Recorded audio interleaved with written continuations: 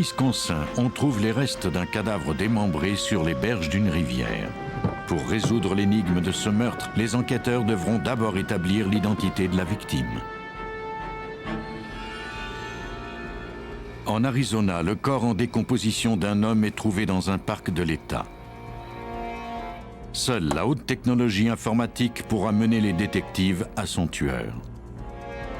Après avoir trouvé des ossements, la police du Texas arrête un suspect.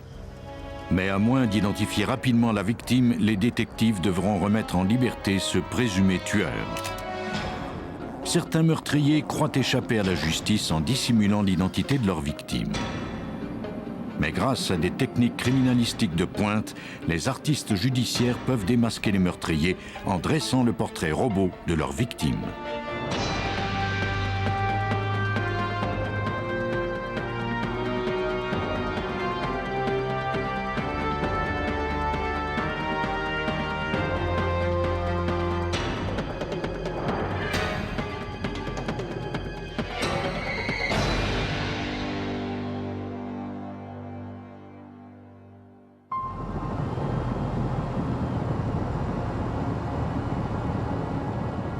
Dans cet épisode, certains noms ont été changés.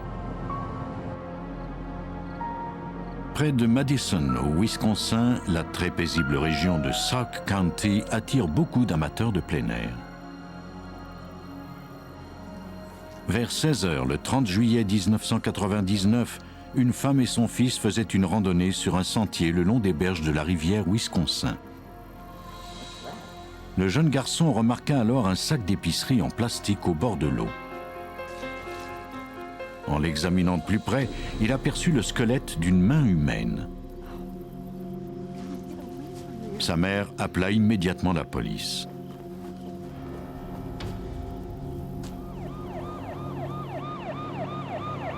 Des agents du service de police de Sauk County répondirent à l'appel. La main était encore retenue au bras que l'on avait amputé du corps avec soin au niveau de l'épaule. Ne sachant trop que faire de cette découverte, les policiers décidèrent de se disperser et de ratisser le secteur. Ils trouvèrent, éparpillés le long de la rive, plusieurs autres sacs. Ils contenaient tous des restes humains. Les détectives trouvèrent entre autres la tête et le torse de ce qui semblait être une afro-américaine. On avait arraché de son crâne tout le cuir chevelu et la peau du visage. Tous ces restes furent recueillis et envoyés au labo pour être soumis à des analyses complètes. Pour le détective Joe Welch du service de police de Sauk County, le meurtrier avait fait le nécessaire pour cacher l'identité de la victime. Il avait retiré la peau et mise dans un sac à ordures séparé. Il avait agi avec dextérité. On pouvait voir qu'il savait exactement ce qu'il faisait. Pour trouver le meurtrier, les enquêteurs savaient qu'ils devraient d'abord identifier la victime. En analysant les restes, le médecin légiste conclut qu'il s'agissait d'une femme mesurant entre 1,52 m et 1,56 m et qu'elle était vraisemblablement âgée de 18 à 25 ans. L'état de la décomposition indiquait qu'elle était morte depuis au moins 5 jours. La chair qui restait encore sur le crâne de la victime recelait les seuls et derniers indices sur son identité. Pour les enquêteurs, faire parvenir la tête décapitée à un artiste judiciaire et lui faire faire un visage signifiait qu'on perdrait à jamais cet indice. C'est alors que les scientifiques de l'école d'ingénierie de Milwaukee offrirent leur aide. Ils demandèrent une scanographie du crâne de la victime en vue d'en créer une réplique tridimensionnelle de papier. Le produit obtenu permettrait ainsi à un dessinateur de recréer le visage de la victime. Ainsi, l'indice ne serait pas détruit lors du processus. Voici Lisa Milkowski, ingénieure. Pour ce cas, nous avons voulu produire un double du crâne de la victime, en tout point semblable à l'original. Les couches de papier superposées ressemblaient à la paroi d'un crâne réel et avaient la même texture qu'un crâne. D'abord, les ingénieurs durent convertir les données de la scanographie pour produire une maquette numérique en 3 dimensions. Le résultat fut transféré sur un disque. Les données furent ensuite soumises à un prototypage.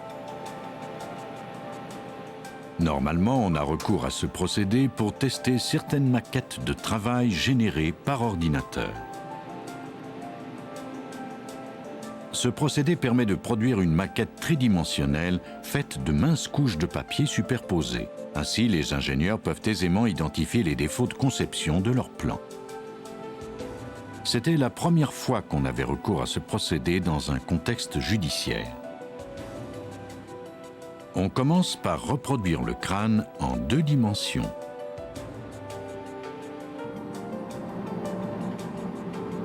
Ensuite, des lasers à dioxyde de carbone recréent chaque couche sur des feuilles de papier. Ces feuilles sont ensuite empilées les unes sur les autres et maintenues par de la colle. Nous commençons par une seule couche, comme s'il s'agissait d'une simple feuille de papier. Le laser reproduit la forme de cette simple feuille. Une fois toutes les feuilles au contour unique empilées les unes sur les autres, nous disposons d'un objet en 3 dimensions. On élimine ensuite du bloc de papier toutes les rognures. 40 heures plus tard, les 10 000 feuilles de papier laminées étaient devenues une reproduction exacte du crâne de la victime. Les enquêteurs l'envoyèrent au laboratoire judiciaire de l'État du Kentucky, soit à plusieurs centaines de kilomètres. C'est là que travaille Emily Craig, une anthropologue réputée et chef de file en matière de reconstitution faciale. On lui demanda de redonner un visage au crâne de papier.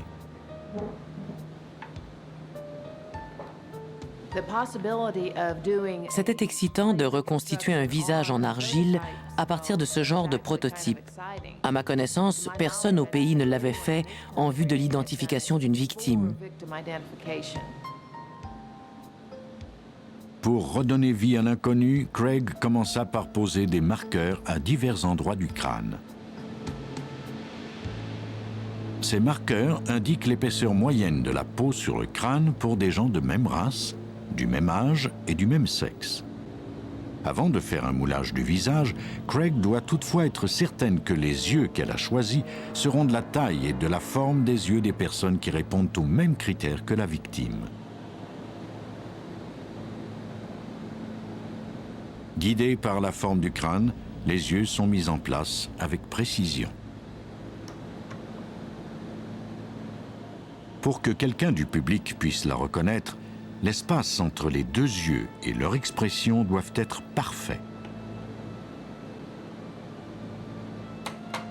Une fois cette tâche complétée, Craig se servit d'argile pour reproduire le visage de la victime. Pour reproduire fidèlement les menus détails des paupières, du nez et des lèvres, il faut un certain sens artistique qui vient remplacer ou tout au moins compléter les données scientifiques. Nous devions tenir compte de ces 2 aspects pour obtenir de bons résultats. Après plusieurs dizaines d'heures, le visage de la victime commença à prendre forme. Il fut photographié sous plusieurs angles. Ensuite, on envoya la sculpture à la police de Sauk County. Les enquêteurs diffusèrent sans tarder le portrait dans les médias. Quelques semaines s'écoulèrent sans nouvelles pistes. Puis, une certaine Sherry appela la police. Selon elle, le visage ressemblait étrangement à une certaine Muivano Kupasa, âgée de 25 ans.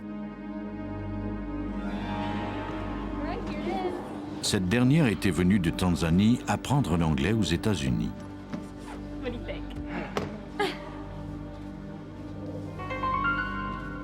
Muivano était une parente de l'ex-mari de Sherry, Peter Kupaza, lui-même originaire de Tanzanie. Après avoir vécu avec le couple pendant un certain temps, Muivano leur avait annoncé qu'elle voulait partir. Sherry apprit alors que Peter avait agressé sexuellement sa cousine. La nuit, pendant qu'elle dormait, il entrait silencieusement dans la chambre de l'étudiante pour la violer. Il avait menacé de la tuer si elle en parlait à qui que ce soit. Sherry ajouta qu'elle avait quitté son mari lorsque Muivano lui avait tout raconté. Quelques semaines plus tard, Muivano avait décidé de rentrer dans son pays. Les policiers croyaient plutôt que la jeune femme n'était jamais retournée en Tanzanie. Ils interrogèrent Peter, son cousin de 40 ans. Il nia à savoir quoi que ce soit à propos du meurtre. Il examina des photos du visage reconstitué par l'anthropologue et déclara ne pas le reconnaître.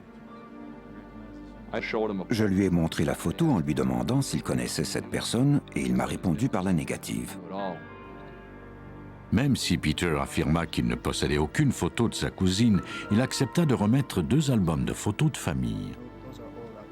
Il ajouta qu'il avait parlé récemment au père de Muivano en Tanzanie et que ce dernier lui avait dit que sa cousine était rentrée et qu'elle se portait bien.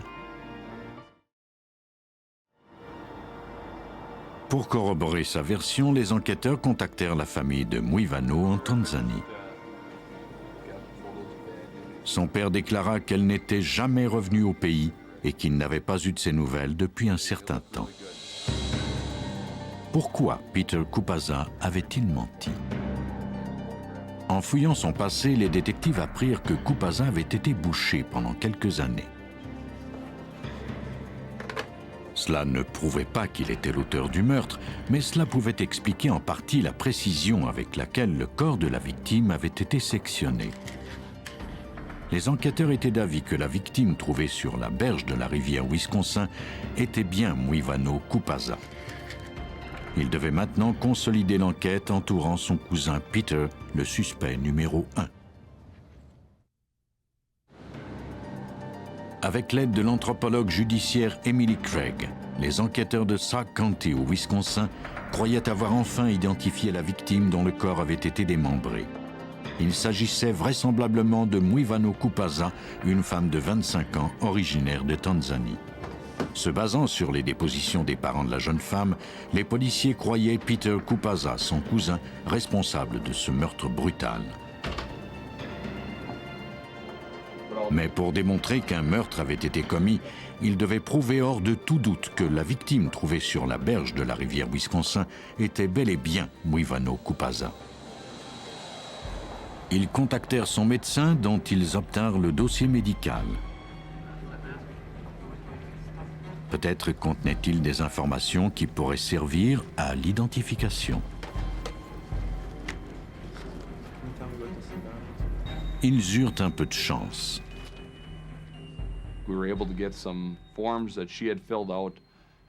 Nous y avons trouvé les formulaires qu'elle avait remplis et par conséquent touchés.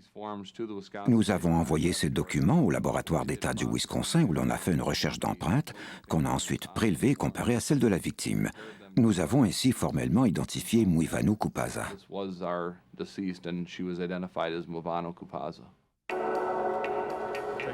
Pour accumuler le plus de preuves possible, les policiers contactèrent Sherry, l'ex-femme de Peter, le lendemain. Bien que le suspect ait nié avoir des photos de Muivano, Sherry en avait trouvé 3 dans un des albums de son ex-mari. Le visage de Muivano ressemblait beaucoup à celui de la reconstitution faciale effectuée par Emily Craig. Un mandat de perquisition en main, les policiers et les experts judiciaires retournèrent à la résidence de Peter Kupaza. Ils étaient maintenant à la recherche de preuves matérielles de son implication dans le meurtre. Dans la salle de bain, ils pensèrent en trouver une.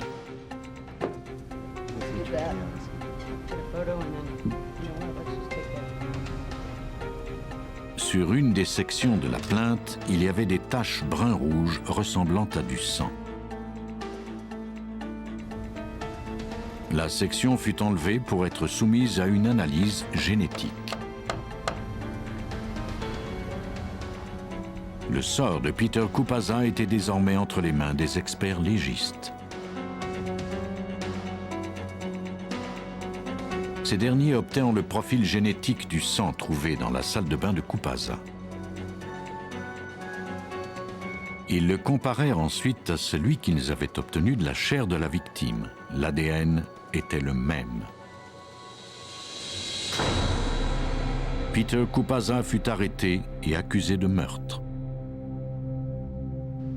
En se basant sur les preuves, les enquêteurs croient que Muivano a menacé son cousin de révéler qu'il l'agressait sexuellement.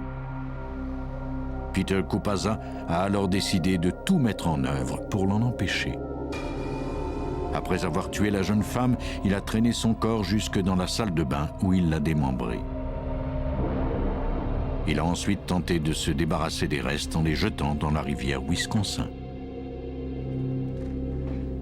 Le 22 juin 2000, Peter Kupaza a été condamné à la prison à vie pour le meurtre au premier degré de sa cousine, Muivano. C'est grâce à la coopération des ingénieurs qu'un dispositif de technologie de pointe a pu servir à faire condamner un meurtrier particulièrement violent.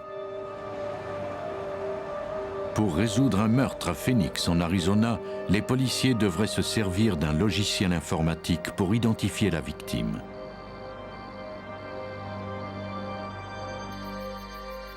Dans la soirée du 17 février 1996, au nord de la ville de Phoenix, dans le parc national de Tonto, un chasseur remarqua quelque chose qui gisait par terre en bordure de la forêt. Il s'approcha, croyant qu'il s'agissait d'un animal blessé, mais découvrit que c'était un cadavre humain. Il s'empressa d'appeler le service d'urgence. Les policiers de Maricopa County furent dépêchés sur la scène. La victime, un homme de race blanche, avait été tué d'un coup de feu à la nuque. En l'absence de pièces d'identité, les policiers étaient incapables de déterminer de qui il s'agissait et pour quelle raison on l'avait tué. En raison de l'état de décomposition avancé de la dépouille, on pouvait difficilement discerner des traits qui auraient permis d'identifier.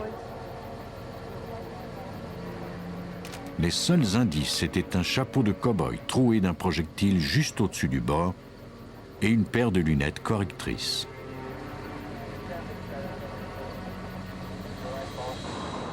Le lendemain, les enquêteurs de Maricopa County n'avaient guère progressé dans leur travail d'identification de la victime. Toutefois, pour le sergent Keith Moore, les taches de boue sur ses vêtements donnaient un indice sur le moment du meurtre.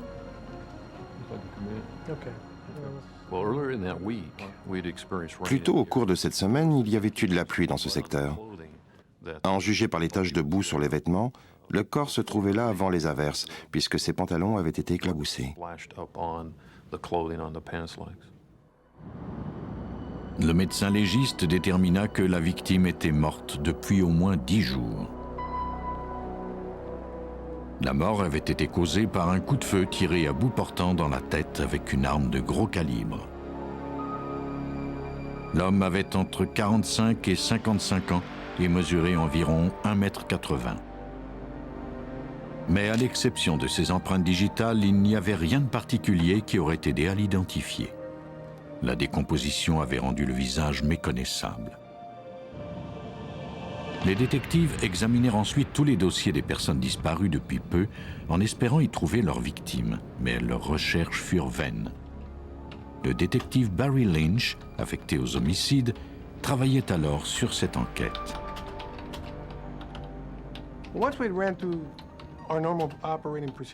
Après avoir suivi la procédure normale d'enquête, c'est-à-dire la prise d'empreintes digitales, l'autopsie et tout ce qu'il nous était possible de faire, nous avons bien vu que nous avions épuisé toutes les possibilités et que nous devions adopter une nouvelle stratégie pour identifier cet individu.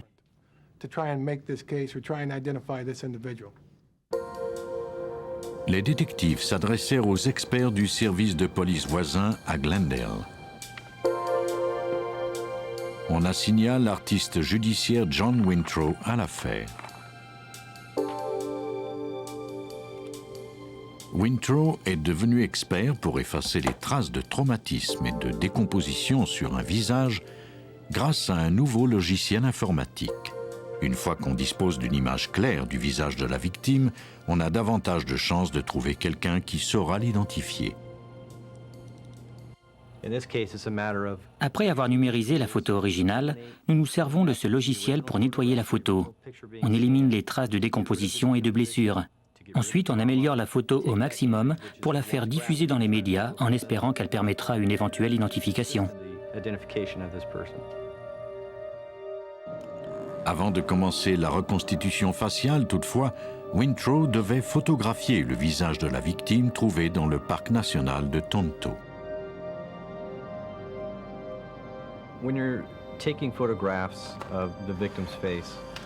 Idéalement, quand on photographie le visage d'une victime, on essaie le plus possible de faire un portrait équilibré, c'est-à-dire de la photographier de face, les yeux droits devant. On doit garder en tête que cette photo sera numérisée par la suite. Wintrow photographia ensuite le chapeau de cow-boy et les lunettes trouvées sur la scène du crime. Il s'assura de prendre ces photos à la même échelle que celle du visage de la victime. Je prends une photo Polaroid à la distance de la longueur de mon bras. Cela me sert de mesure pour prendre ensuite les photos des autres objets qui seront intégrés à la photo originale et donc numérisés eux aussi. Les enquêteurs espéraient qu'en ajoutant ces détails au visage reconstitué, il serait encore plus facile pour quelqu'un du public de reconnaître la victime. Après avoir numérisé les photos dans son ordinateur, Wintrow était maintenant prêt à procéder à la reconstitution faciale. La première étape consistait à éliminer toute trace de traumatisme et de décomposition sur le visage de la victime à l'aide du logiciel conçu à cet effet.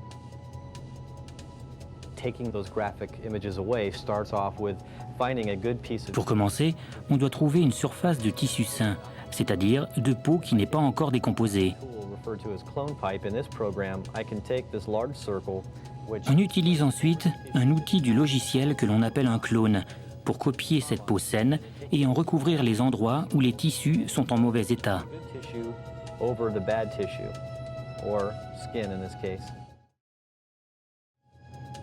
Wintrow utilise ensuite un autre outil qui donne une apparence plus lisse à la peau et fond les diverses nuances de couleurs jusqu'à ce qu'il ne reste plus aucune trace de tissu endommagé. À la dernière étape, il ajoute en surimpression les lunettes correctrices et le chapeau de cow-boy au visage de la victime. Finalement, une semaine après avoir découvert le corps de la victime assassinée, l'artiste lui donna un visage.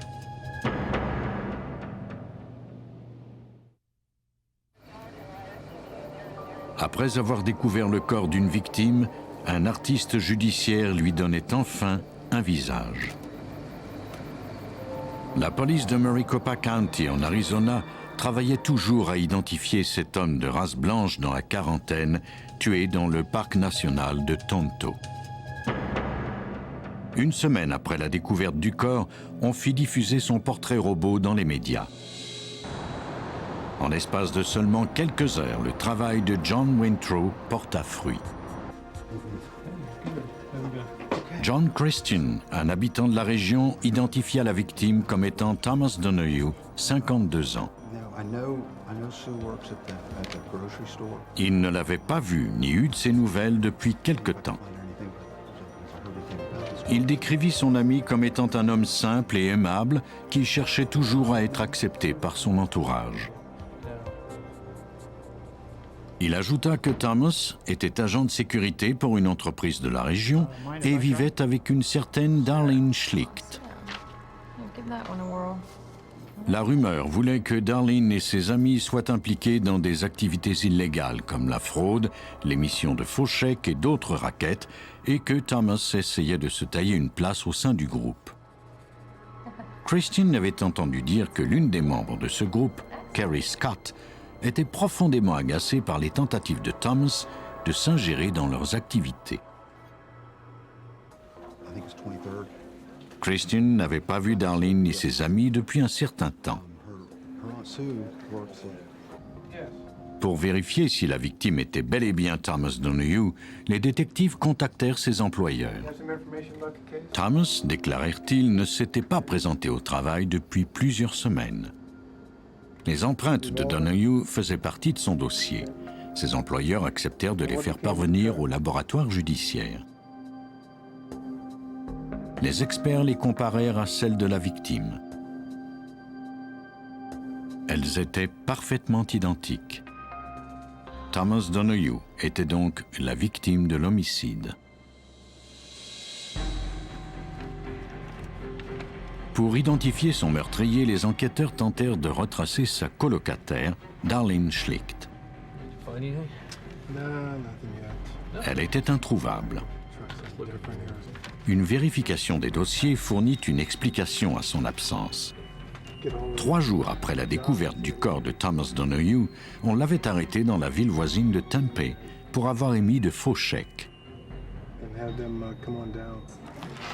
Selon le dossier, Darlene avait essayé de régler la note d'un restaurant avec un chèque tiré sur un compte fermé depuis plusieurs mois. Ce compte était d'ailleurs celui de Thomas Donahue. Après avoir été livrée à la police, Darlene avait été mise en état d'arrestation et gardée en détention provisoire à la prison de Tempe. Cette nouvelle était incriminante, mais ne prouvait nullement que Darlene était l'auteur d'un meurtre. Les policiers espéraient que Carrie Scott, la présumée complice de Darlene dans ces fraudes, fournirait des informations à propos de l'homicide. Après avoir retracé Carrie dans un motel, les enquêteurs la questionnèrent à propos du rôle de Darlene dans le meurtre de Thomas Donahue. Au début, elle refusa de coopérer. Mais après un certain temps, elle se mit à parler. Elle reconnut avoir été présente lors du meurtre et confirma que Darlene Schlicht en était l'auteur. Selon Carrie, un soir, quelques semaines plus tôt, Darlene, une autre amie et elle-même s'étaient rendues en voiture au parc national de Tonto avec Thomas. Ils marchaient sur une piste lorsque Darlene avait saisi le pistolet apporté par Thomas, l'avait rejoint au pas de course et lui avait tiré une balle dans la nuque. Même si Carrie déclara qu'elle ignorait que Darlene avait l'intention de tuer Thomas, elle ajouta qu'elle n'avait pas été surprise de l'avoir posé ce geste. Peu de temps auparavant, Darlene lui avait confié que Thomas en savait trop sur leurs opérations frauduleuses et qu'elle désirait se débarrasser de lui. Après avoir entendu la version des événements de la bouche de Carrie Scott, il nous fallait trouver les autres témoins ou suspects impliqués dans l'affaire pour corroborer ou nier sa déposition. Les policiers retrouvèrent la 3e femme présente lors du meurtre. Erica Land commença par nier savoir quoi que ce soit à propos de l'homicide. Mais lorsqu'elle apprit que Carrie Scott avait déclaré à la police qu'elle se trouvait sur la scène, elle passa aux aveux.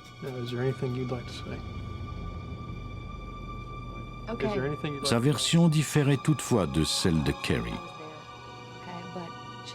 Selon Erica, c'était Carrie Scott et non Darlene Schlicht qui avait tiré sur Thomas. Erica déclara qu'elle ne faisait pas partie du complot. En échange de son témoignage, les enquêteurs convinrent avec elle de ne pas l'arrêter. Incertains de la valeur de ces témoignages contradictoires, ils se rendirent à la prison de Tempe pour interroger Darlene Schlicht. Tout comme Erica Land, Darlene rejeta le blâme sur Carrie Scott. Elle reconnut toutefois avoir participé au complot. Donahue désirait s'impliquer dans leurs activités criminelles. Au cours d'une conversation à l'appartement, les deux femmes ont décidé de conduire Donahue dans un secteur isolé du comté et de le tuer.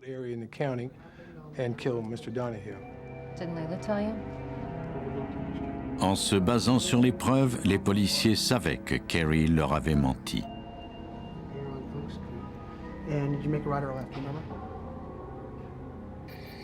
Tout porte à croire que Thomas Donahue a voulu participer aux activités criminelles du groupe.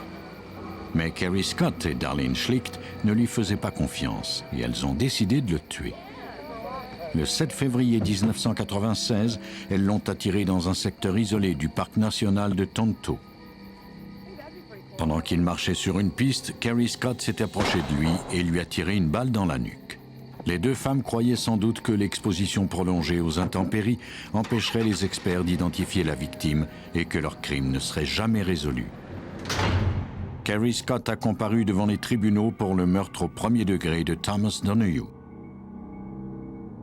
Elle a été condamnée à la prison à vie. Darlene Schlicht a également subi son procès et a été condamnée à la prison à vie. Le portrait robot que John Wintrow nous a fourni a été d'une importance capitale dans cette affaire parce que c'est grâce à cela que quelqu'un a pu identifier Donahue. Sans ce portrait, nous n'aurions sans doute jamais su qui il était, ni pu retracer les personnes impliquées dans l'affaire.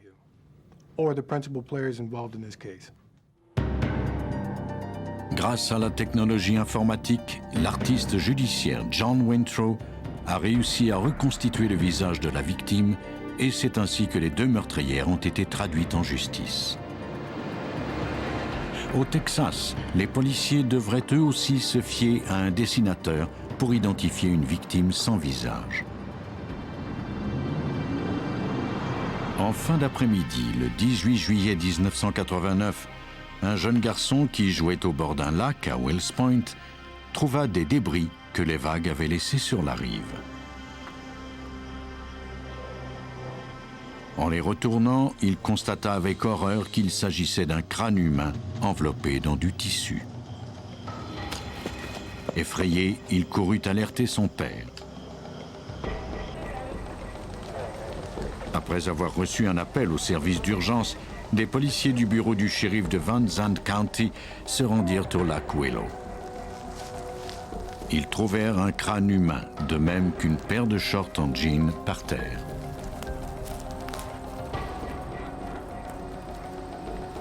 On avait utilisé de la corde pour retenir les restes ensemble. Les policiers les recueillirent avec soin ainsi que quelques mèches de cheveux roux qu'ils trouvèrent à proximité. Après s'être assurés qu'il n'y avait aucun autre indice, les enquêteurs acheminèrent ce qu'ils avaient trouvé aux experts judiciaires. L'état de la décomposition indiquait que les restes avaient été soumis aux éléments depuis au moins 1 an. À en juger par la marque du coup porté au crâne par un objet contondant, il s'agissait sans doute d'un homicide. Des analyses subséquentes ne permirent de conclure qu'une chose. La victime était une femme de race blanche. On communiqua les résultats de l'autopsie au capitaine Rock Ellis du bureau du shérif de Van Zandt County. Il était évident que ce cas serait difficile à résoudre. L'équipe judiciaire m'a indiqué qu'il s'agissait d'une femme de 20 à 40 ans. Elle avait les cheveux roux. C'est à peu près tout ce que nous savions à ce moment-là. Alors que les enquêteurs s'efforçaient d'identifier la victime, les standardistes du service d'urgence reçurent un appel. On avait découvert d'autres restes humains. En raison du niveau très bas de l'eau du lac Willow, un passant avait aperçu une partie de squelette dans la boue. Il était à moins de 60 mètres de l'endroit où l'on avait découvert le crâne. Les ossements étaient maintenus ensemble avec du treillis métallique. Le treillis était relié à des blocs de béton par des fils électriques et de la corde. Le meurtrier avait sans doute voulu retenir le corps au fond de l'eau. Mais il y avait quelque chose d'autre. Les cordes avaient été nouées de la même façon que celles qu'on avait découvertes avec le crâne. Ces indices fournissaient de nouvelles preuves qu'un meurtre avait été commis, même si l'identité de la victime et celle de son meurtrier étaient toujours un mystère.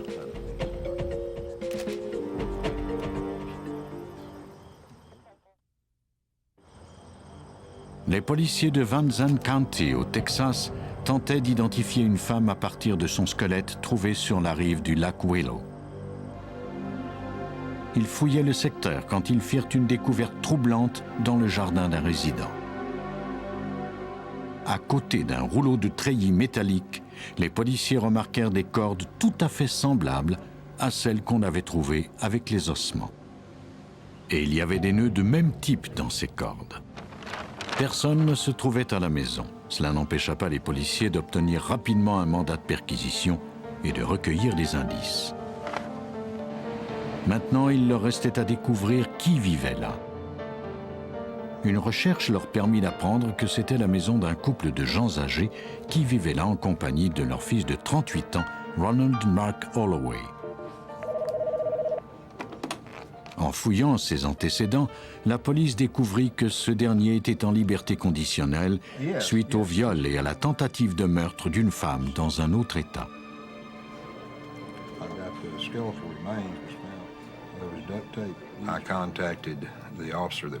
J'ai appelé l'agent de probation d'Holloway. Au cours de notre conversation, il m'a donné de précieuses informations à son sujet. Il m'a aussi lu une partie de sa déposition au cours de laquelle il avait affirmé que s'il devait le refaire, il découperait sa victime en morceaux et la jetterait dans l'eau.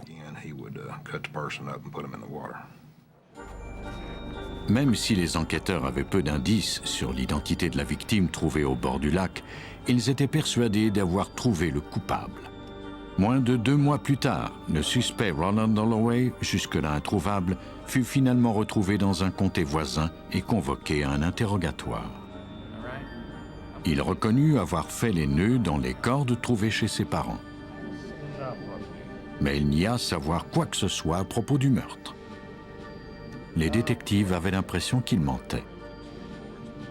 Même s'ils ne disposaient encore que de preuves indirectes, ils mirent Ronald Holloway en état d'arrestation sur présomption de meurtre.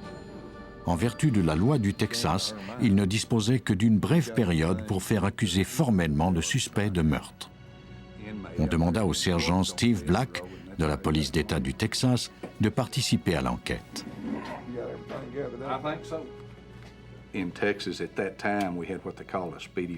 Au Texas, à cette époque, la loi nous obligeait à agir rapidement.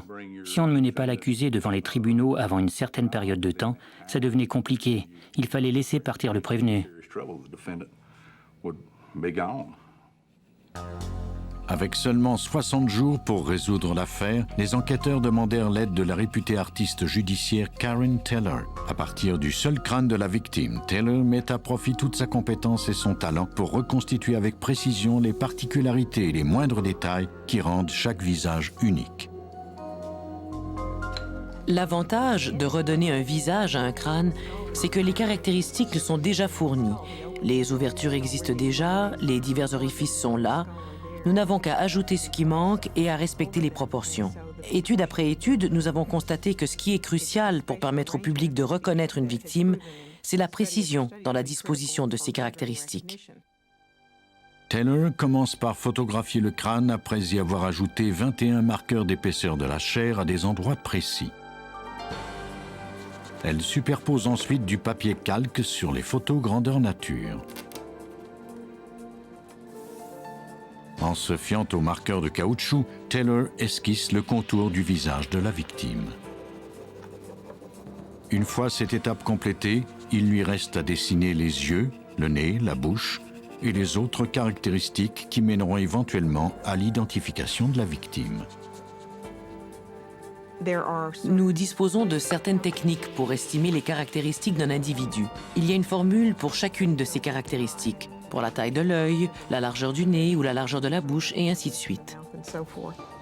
Grâce à des statistiques, Taylor estime la taille et la forme des caractéristiques du visage de la victime. Elle cherche ensuite, parmi les indices recueillis, les informations qui donneront encore plus de réalisme à son portrait. Nous avons trouvé des shorts en jeans de taille 26, ce qui indiquait que la victime était très mince. Je devais donc lui dessiner un visage proportionnel. J'ai mis un peu d'ombre dans la région des pommettes pour qu'elle ait l'air plus mince. À partir d'un crâne sans visage, Karen Taylor créa l'image de la jeune femme. Elle espérait ainsi qu'on découvrirait son nom et celui de son meurtrier. L'artiste judiciaire peut redonner un visage à la victime d'un crime violent. Il lui permet une dernière fois d'être identifié, reconnu. C'est la raison pour laquelle on fait ce métier.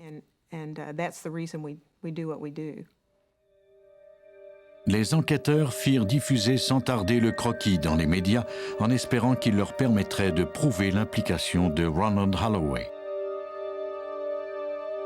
À peine quelques heures plus tard, ils obtinrent une piste.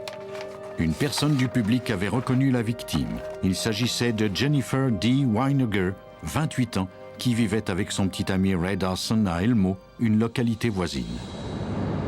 Les policiers se rendirent chez elle. Ray Dawson affirma que le croquis qu'il avait vu dans le journal ressemblait à sa petite amie. Les policiers lui demandèrent de leur remettre une photo d'elle.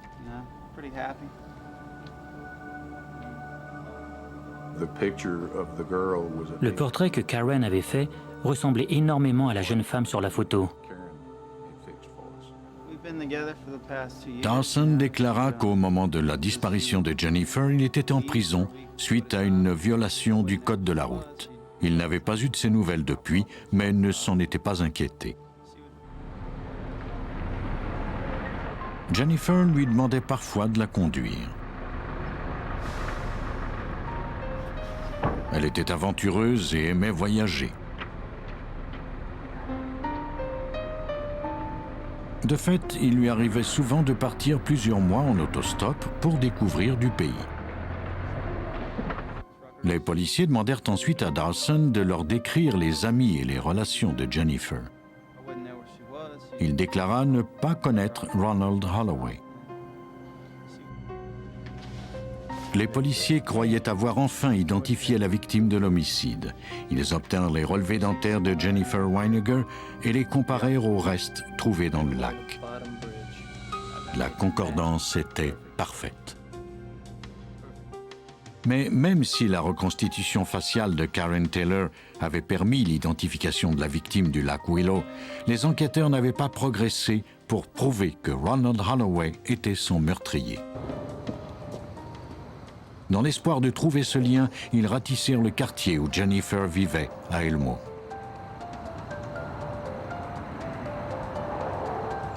Le commis d'épicerie du coin connaissait très bien Jennifer. Elle y faisait ses emplettes plusieurs fois par semaine. Et ce n'était pas tout. Le capitaine Rock Ellis nous raconte. Juste avant sa disparition, Jennifer se trouvait au magasin quand Holloway est arrivé. On le connaissait assez bien dans le secteur parce qu'il conduisait un pick-up rouge vif. On l'a vu parler à Jennifer devant le magasin vers 22 heures ce soir-là. Ensuite, elle est montée à bord du pick-up et ils sont partis ensemble. Bien que j'ai tout essayé pour trouver quelqu'un qui l'ait vu après cette soirée, j'en ai été incapable. Lors d'un interrogatoire, Ronald Holloway s'entêta à répéter qu'il ne connaissait aucune Jennifer Weineger. À n'en pas douter, il mentait. Toutes les preuves contre lui étaient indirectes. Toutefois, les enquêteurs croyaient en avoir suffisamment pour le faire inculper d'homicide. La police croit qu'en août 1988, la rage dont Holloway avait fait preuve envers les femmes par le passé a refait surface. Il venait tout juste d'entamer une relation avec Jennifer Weineger. À l'aide d'un objet contondant, il l'a battue à mort, puis s'est débarrassé de son corps dans le lac Willow. Le 30 janvier 1990, Ronald Mark Holloway a été déclaré coupable du meurtre de Jennifer D. Weineger. Il a été condamné à une peine minimale de 25 ans d'emprisonnement. Lorsque les enquêteurs affectés aux homicides tentent de résoudre un meurtre, ils sont obligés de se baser sur l'identité de la victime pour trouver un suspect. Pour donner un visage à une victime inconnue, ils font appel aux artistes judiciaires. Par leur travail, ces derniers savent comment exposer au grand jour la culpabilité des meurtriers.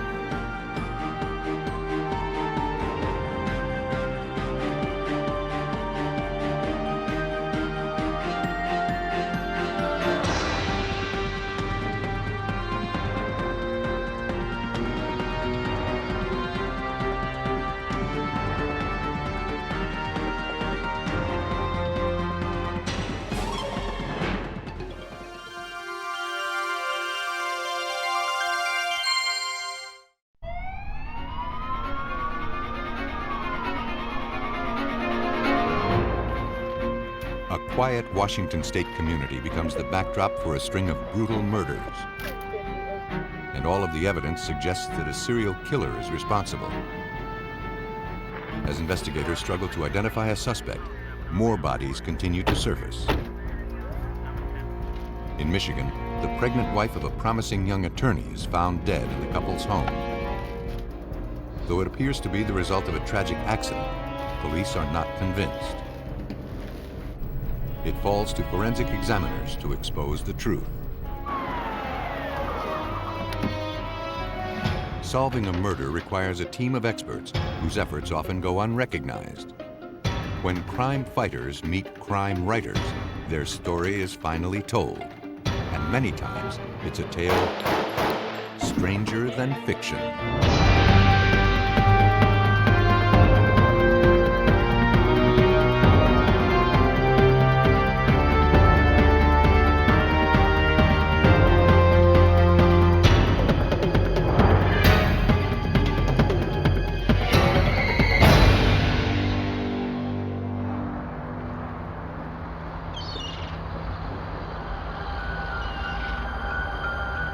Bellevue, Washington lies just east of the city of Seattle.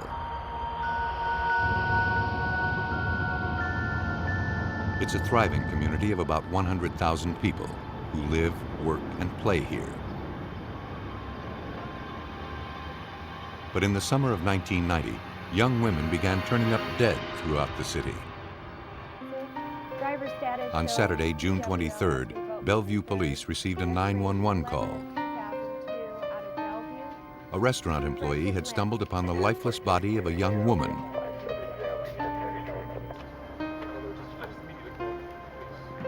Investigators responded to the scene.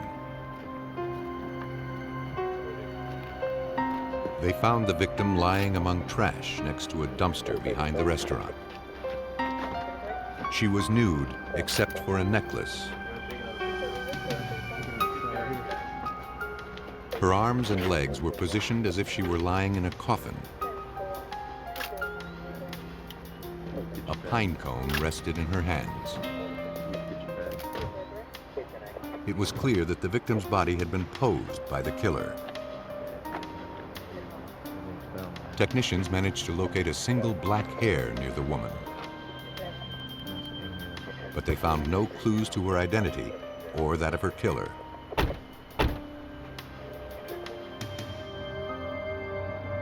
Bellevue Detective Marvin Ski was assigned the case. He knew this wasn't going to be an easy murder to solve. Most crime scenes, you know who your victim is. In this particular crime scene, we had no idea at all who our victim was, her identification. We also lacked clothing, so we couldn't provide a clothing description when we asked the public for their assistance in determining who the victim was.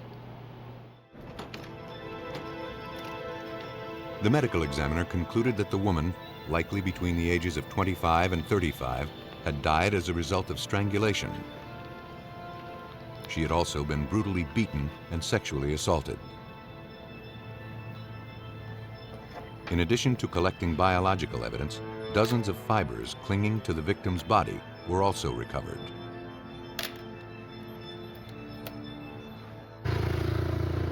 Though it wasn't much to work with, detectives forwarded what little evidence they had to the Washington State Patrol Crime Lab in nearby Tacoma. After examining the fibers under a microscope, all that scientists could conclude was that they had originated from the carpet or trunk mat of a car. Next, the black hair collected from the crime scene was analyzed, in the hopes it would provide some clue to the killer's identity. Forensic scientist Terry McAdam. You can look at it for predominantly pigmentation, helps us to decide which possible broad racial groups it may belong to. From the color, texture, and shape, McAdam determined that the hair had come from an African-American male. But having been found among trash and debris, its connection with the crime was uncertain.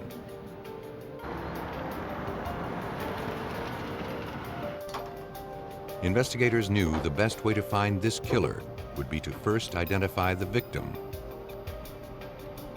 But no missing persons reports filed in the city of Bellevue matched their victim. We went to the news media, who of course were interested in the case, asked for their assistance. We also went to teletypes and bulletins to surrounding law enforcement agencies, asking them to check for missing individuals in their cases. Soon after, investigators got their first break. In a neighboring jurisdiction, a woman had reported her roommate missing. From photos taken at the autopsy, she identified the victim as her 27-year-old friend, Marianne Preich. She said that she had last seen Marianne 3 nights earlier as she prepared to go out for the evening. Marianne had borrowed her roommate's necklace. It was the same one found around the victim's neck.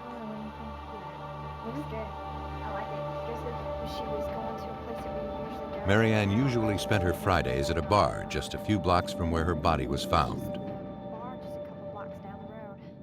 The roommate indicated to us that Marianne's personality was one that was a free spirit, and that Marianne definitely enjoyed dancing, and that she would go to the various local clubs to dance. That was her main purpose as far as recreation. We learned that Marianne was a very hard worker. We learned that also from co-workers and then from employers. But the roommate indicated to us that Marianne would not go with a stranger, someone unknowing to her. Following up on the roommate's information, police went to the bar where Marianne spent her Friday nights. The restaurant manager knew her well, and she had been there the night before her body was discovered. Though he hadn't noticed who she was with, he believed she had left in a hurry. Marianne had forgotten her sweater and purse. Investigators collected the items, hopeful they contained some clue to her killer's identity.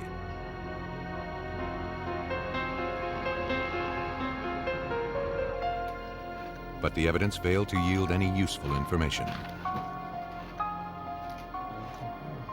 The investigation into Marianne Preich's murder was going nowhere. And the caseload for Bellevue detectives was about to increase. On August 9, 1990, police were dispatched to the home of Carol Beathy. Her ex-husband, Paul, had received a call from his 2 young children earlier that day. They said that their mom was locked inside her bedroom and wouldn't come out. When Paul came to the house, he discovered his 36-year-old ex-wife Carol dead inside her bedroom. It looked as though she had shot herself. When police entered the room, however, it became clear this was no suicide. Though a shotgun lay near the victim, it had not been fired. Instead, The killer had posed the victim's nude body and used the shotgun graphically as a prop. Carol Beatty had been sexually assaulted and beaten to death. But no biological evidence of rape was found. Technicians collected a few black hairs from the sheets.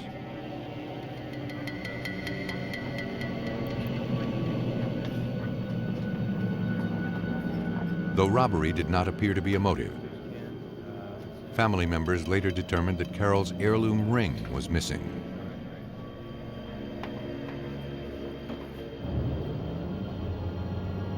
For Bellevue homicide detective Dale Foote, the similarities between the Marianne Preich and Carol Beatty murders had to be more than coincidental. Bellevue is a pretty quiet suburban town, and we don't have a whole lot of homicides here, so we have two cases with women that are openly displayed and they're posed nude. Yeah, we're having some questions. Why are these two cases so similar in nature? Is there any connection between them? Do they know each other? Do their friends know each other? Did they work together? Did they, attend some of these nightclubs together? We just didn't know. So some of those questions we had to answer, and answer real fast.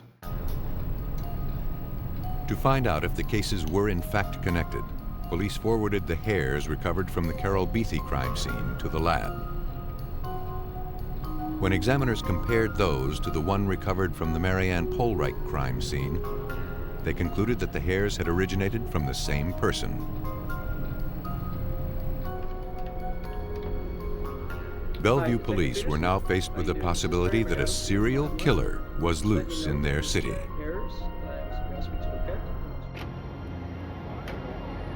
Looking to find a common thread between the two victims, investigators began interviewing Carol Beatty's co-workers at a popular restaurant where she had worked as a waitress.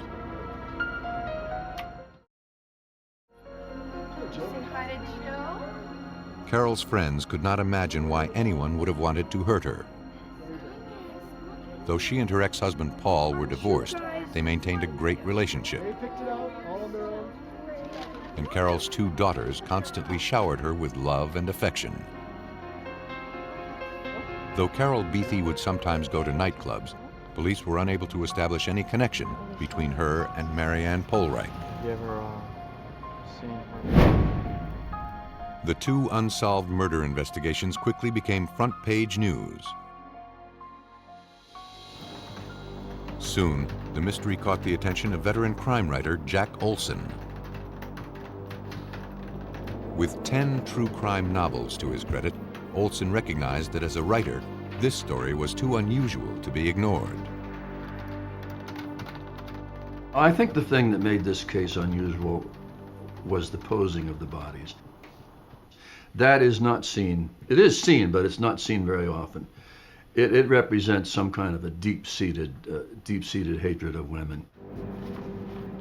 And Bellevue police feared that such a deep-seated hatred would not simply go away on its own.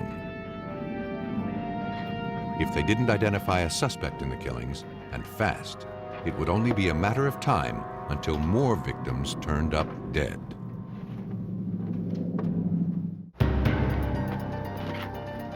Police in Bellevue, Washington struggled to solve the sexual assaults and murders that had claimed the lives of two young women. The bodies of 27-year-old Marianne Preich and 36-year-old Carol Beatty were discovered less than 2 months apart. Having found both victims savagely beaten, sexually assaulted, and their bodies posed after death, investigators had reason to believe that the murders were the work of one predator. But so far, they had no idea who that was or when he would strike next. On September 3rd, 1990, police in neighboring King County received a 911 call. The body of 24-year-old Randy Levine had been discovered by her landlady. She had been savagely beaten, and her nude body was posed suggestively in her bed. Technicians located a single dark hair near the victim's body. The only item determined to be missing from the room was an antique ring.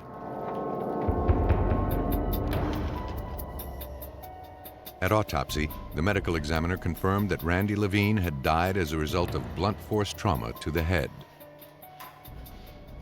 Though she had also been sexually assaulted, no biological evidence was found. But the medical examiner did find evidence that the young woman had been tortured. 283 tiny puncture wounds dotted her body.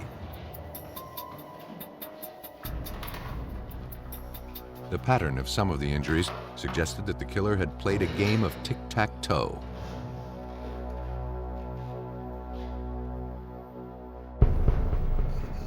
Because the Levine homicide happened outside the city limits of Bellevue, its parallels to the unsolved Polreich and Beatty murders might have gone unnoticed.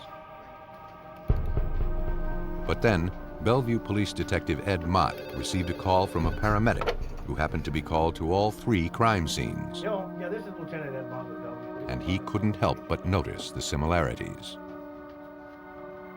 He says, I'm not a cop, I'm not a policeman. He says, but the last 3 murder cases I've been to, he says, it's really odd that the 3 bodies have been posed. Bellevue police also learned that Randy Levine had been to a Bellevue nightclub the night before she was found murdered.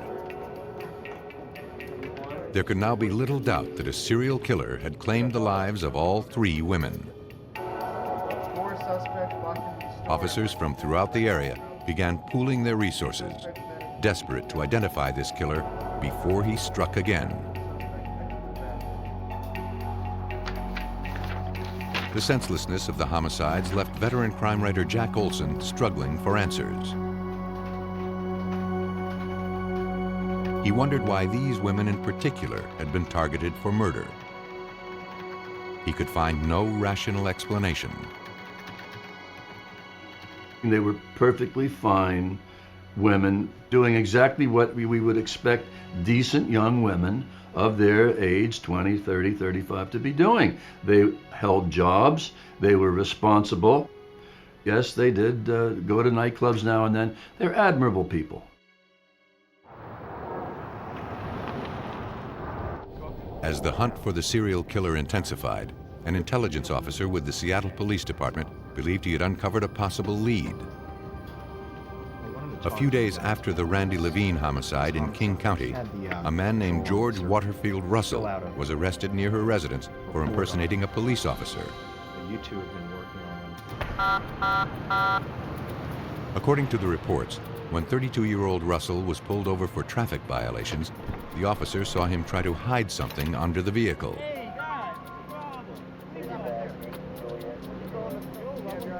At first, Russell identified himself as an undercover police officer, but later recanted.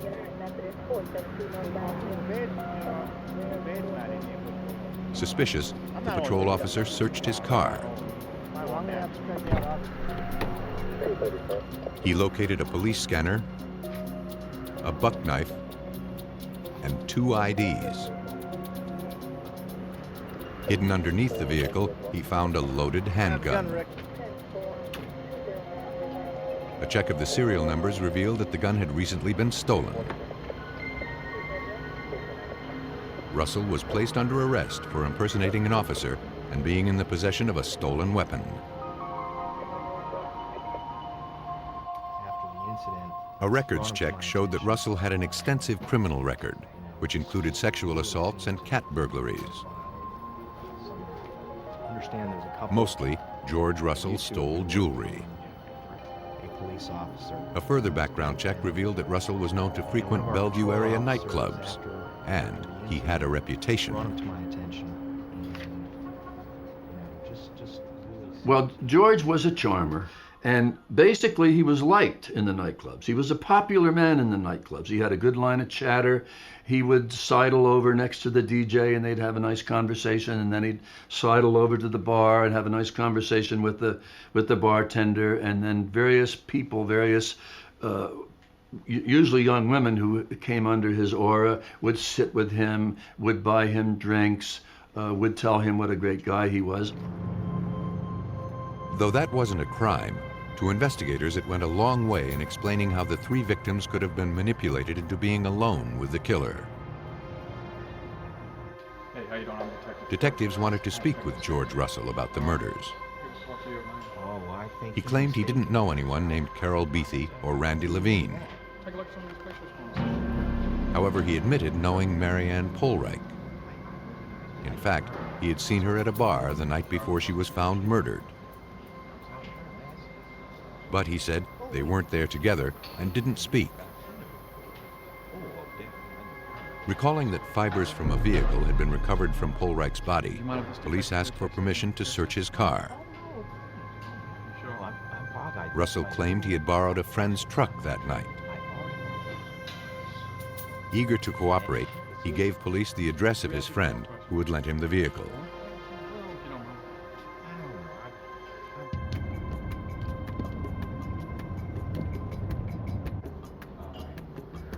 The man confirmed he had lent Russell his truck several months earlier. He added that when Russell returned the vehicle the following day, there were large stains on the seats, and the interior of the car reeked from a horrible smell.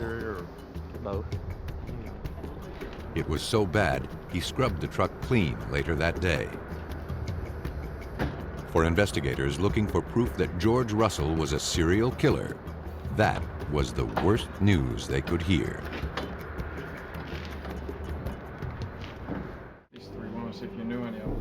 Investigators in Bellevue, Washington, believed that 32-year-old George Russell was responsible for a string of brutal sexual assaults and murders that had claimed the lives of 3 young women. Now they needed to prove it. Police located the vehicle Russell had borrowed the night that the first victim, Marianne Preich, was killed, hopeful it contained evidence of murder. But in the days following the homicide, the truck had been thoroughly cleaned by its owner. But beneath the upholstery, technicians located a suspicious stain. It appeared to be blood. However, it was too degraded for a more comprehensive analysis. Fiber samples from the vehicle's carpet were also collected.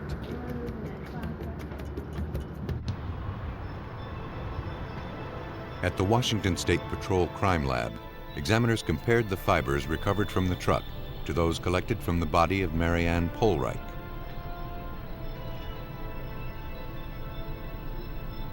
Though they were consistent with one another, supervising forensic scientist Terry McAdam knows that no analysis is perfect. We can't say that that fiber came from that car, because unless we can take the exact fiber and match up its ends, we can't say that. What we can say is the fiber we found in a suspect's car matches that found on the clothing of the victim as regards to having similar microscopic characteristics. We can't say it's a match. Still, the finding was enough to allow investigators to obtain a search warrant for the suspect's apartment. There, they found a gym bag filled with slips of paper with women's names and phone numbers written on them. Police contacted several of the women whose names were found in Russell's home. Most knew George Russell well. Though many had no idea how he got their phone numbers, they didn't feel threatened. Russell had told them he was an undercover cop. Homicide Detective Dale Foote. We kept hearing these same stories about George working for the police and being an undercover agent and that kind of thing. George is very articulate, he's a very charismatic young man, and a lot of people bought into his story. And actually, the fact that they bought into his story kind of was a hindrance to us, because they rather trust George than they would rather trust the police. Get up and get back with you. But one of the women contacted felt differently, and she had an interesting story for police. She said that recently, George Russell had given her an antique ring. It was his way of apologizing for standing her up on a date the week before. But we're still friends. This is Though she had suspicions that the ring had been stolen, she reluctantly accepted the gift.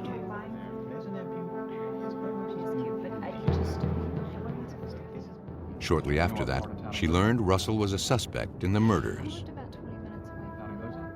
When she began to hear that George was involved or possibly involved with these homicides, she became frightened, and she gave this ring to another friend of hers who just happened to be leaving town. He was on his way to Florida, and so he took that ring with him, and having arrived down there a little short of cash, he went down to a pawn shop and pawned this ring. Fortunately, that ring was still there when we called. Investigators confirmed that it was the same ring that had been stolen from Randy Levine's room at the time of her murder.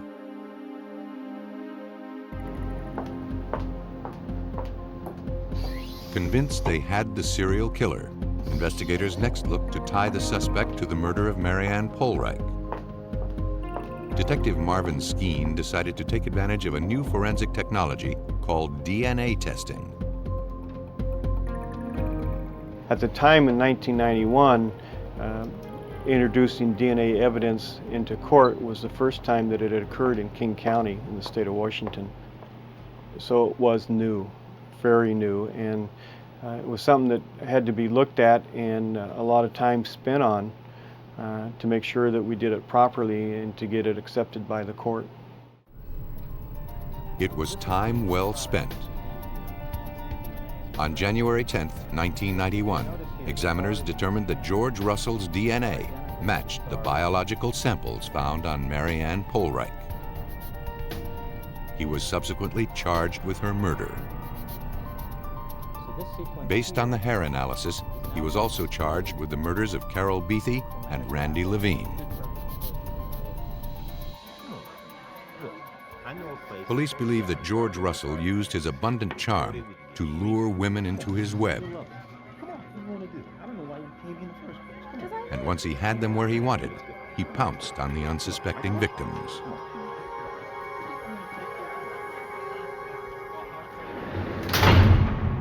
George Waterfield Russell was convicted of the 3 murders. He was sentenced to 2 consecutive life terms, plus 28 years. George is a professional listener, not because he really cares, but because that's the way he takes your defenses down and can do whatever he wants. Now, I spent 3 hours with George at Walla Walla Penitentiary, and I mean, this is one of the most horrendous killers that ever lived. But it was a delightful 3 hours. He's interesting on every subject. He's friendly. He smiles and he cracks little jokes. That's all the exterior. What there is beneath that, I don't think even George knows.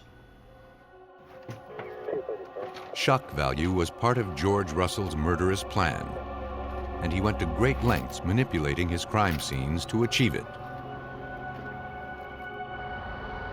Oftentimes, the significant facts of a case lie just below the troubled surface. Just north of Detroit, Michigan, lies the city of Hazel Park. Its 3 square miles are home to 8,000 families, and in 1999, one ugly scandal.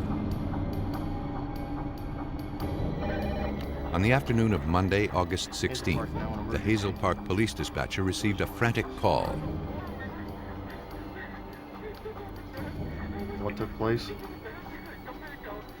A man reported that his wife had accidentally shot herself.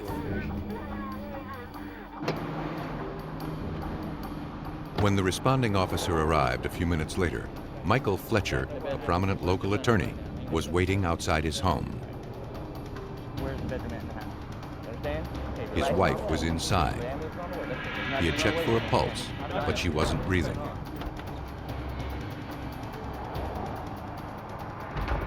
He led the officer to the bedroom where his 29-year-old wife Leanne lay on the floor. What are you gonna do? Following protocol, the officer kept Michael Fletcher from entering the room. What are you gonna do?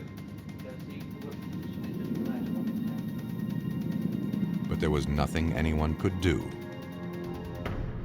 Where's the Leanne Fletcher was dead, the result of a single gunshot wound to the head. Any shooting death, even an accidental one, is treated as a crime scene. And this one was no different. Crime scene technicians began processing the room, looking for evidence to help them reconstruct what had happened. They collected the .45 caliber handgun found inches away from the victim's body.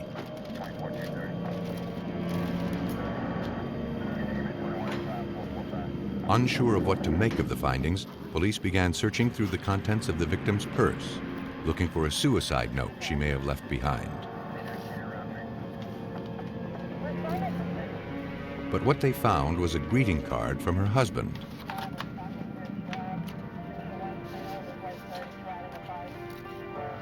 He was expressing his joy over Leanne's recent pregnancy.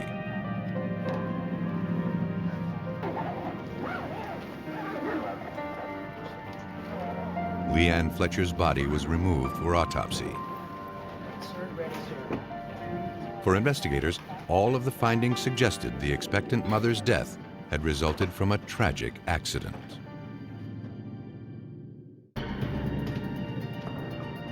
Police in Hazel Park, Michigan, continued to investigate the tragic shooting death that had claimed the life of 29-year-old expectant mother, Leanne Fletcher.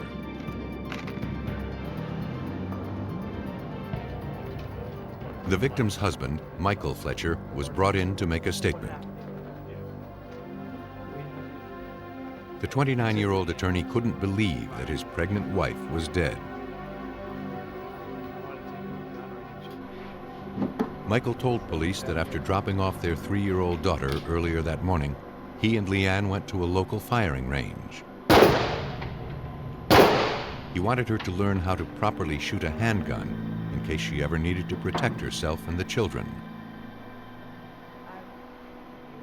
At first, Leanne was hesitant to handle the weapon.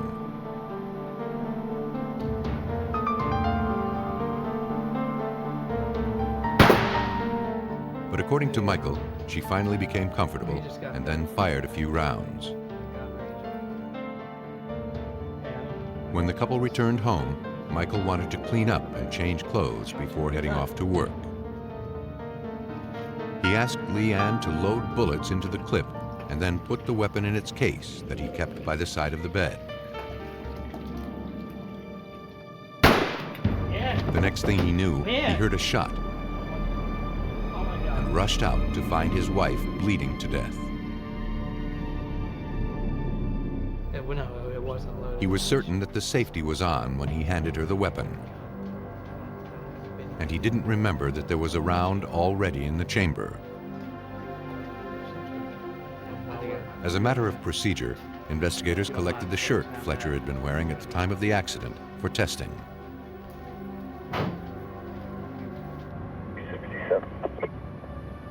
Though Michael Fletcher's account was consistent with an accidental shooting, as a matter of routine, investigators needed to interview the couple's friends and family members.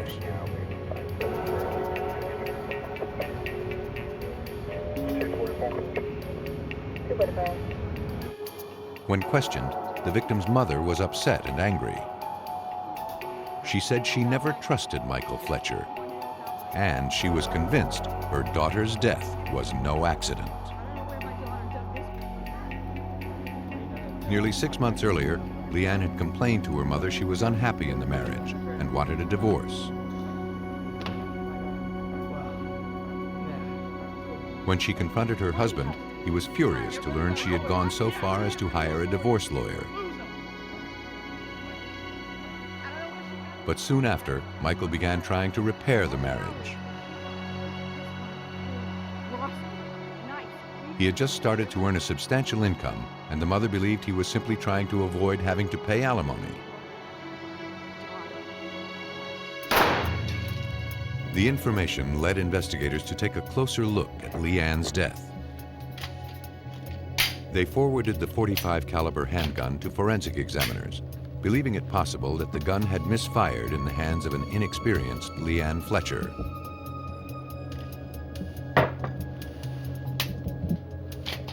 Using weights attached to the trigger, they found that to successfully discharge the weapon, a significant amount of force had to be applied.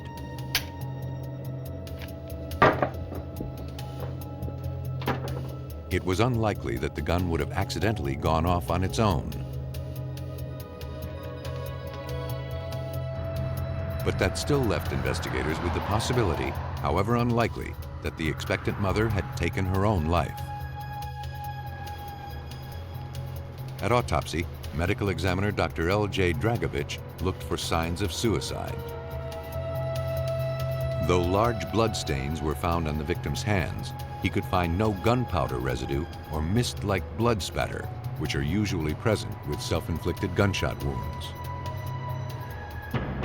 There will be fine mist of blood created by the bullet impacting the skin and causing the wound.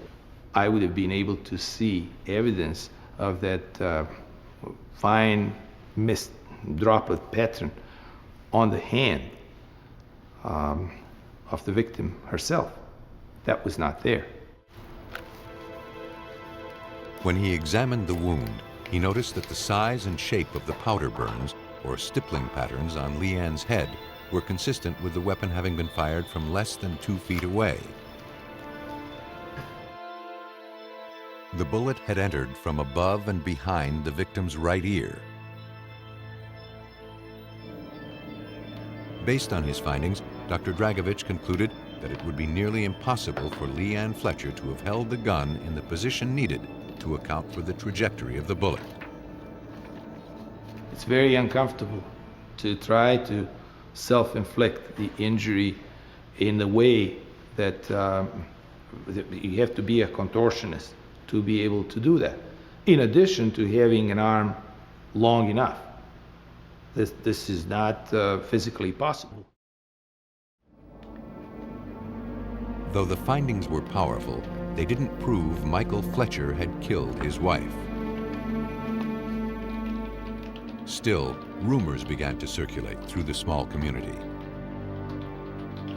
Freelance writer Tom Henderson followed the story and conducted his own investigation. But as an outsider, he knew that uncovering the truth would not be easy. I gathered the information by just basic reporting. You get used to, when you're a reporter, being outside your comfort zone, girding yourself up to knock on that door with people that don't really want to see you, saying, "Hi, I want to do a book about your family's tragedy. Will you cooperate?" Slowly, people opened up to Henderson. Those close to the couple did not speak kindly about the young attorney. But they all agreed that Leanne was a supportive and dedicated mother and a wonderful human being. Leanne Fletcher, by all accounts, was everybody's best friend. And that was one of the touching things, is you would interview friends, sisters. Everybody said, "Leanne was my best friend." Michael Fletcher was asked to come into the station to answer questions.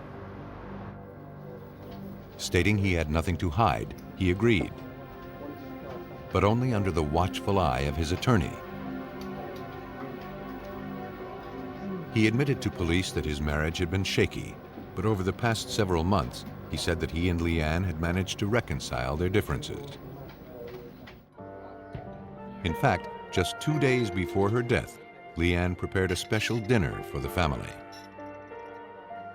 She used the occasion to have the couple's daughter announce to everyone that there was going to be a new baby in the family. Michael was elated.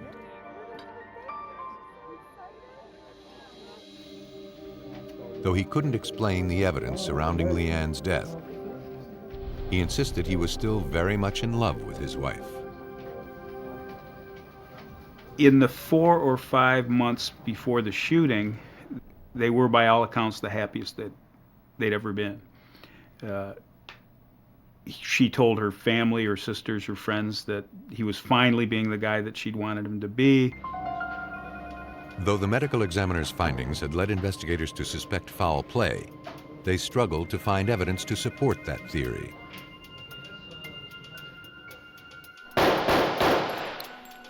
Police went to the shooting range where Michael had taken Leanne on the morning of her death.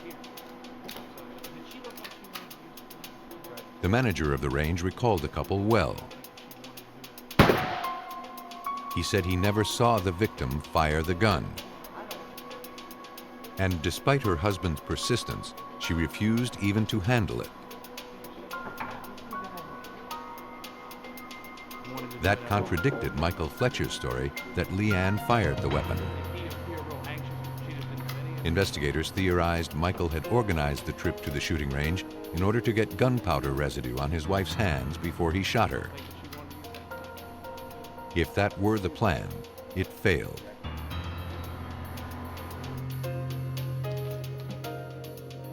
But for those following the investigation, the case against Michael Fletcher was hardly clear-cut.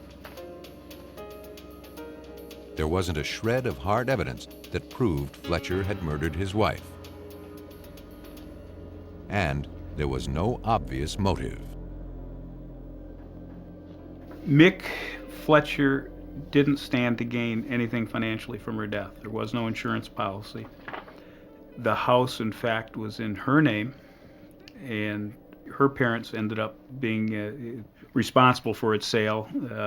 His family didn't get any of the proceeds. He didn't get any of the proceeds. There was no financial gain. However, the medical examiner's findings were enough to allow investigators to obtain a warrant to search the suspect's house. Hidden in Michael's closet, they uncovered a secret stash of emails, photographs, and love letters. But the items had nothing to do with Michael's wife, Leanne. It appeared Michael Fletcher had a mistress. And more surprisingly, she was a respected district court judge.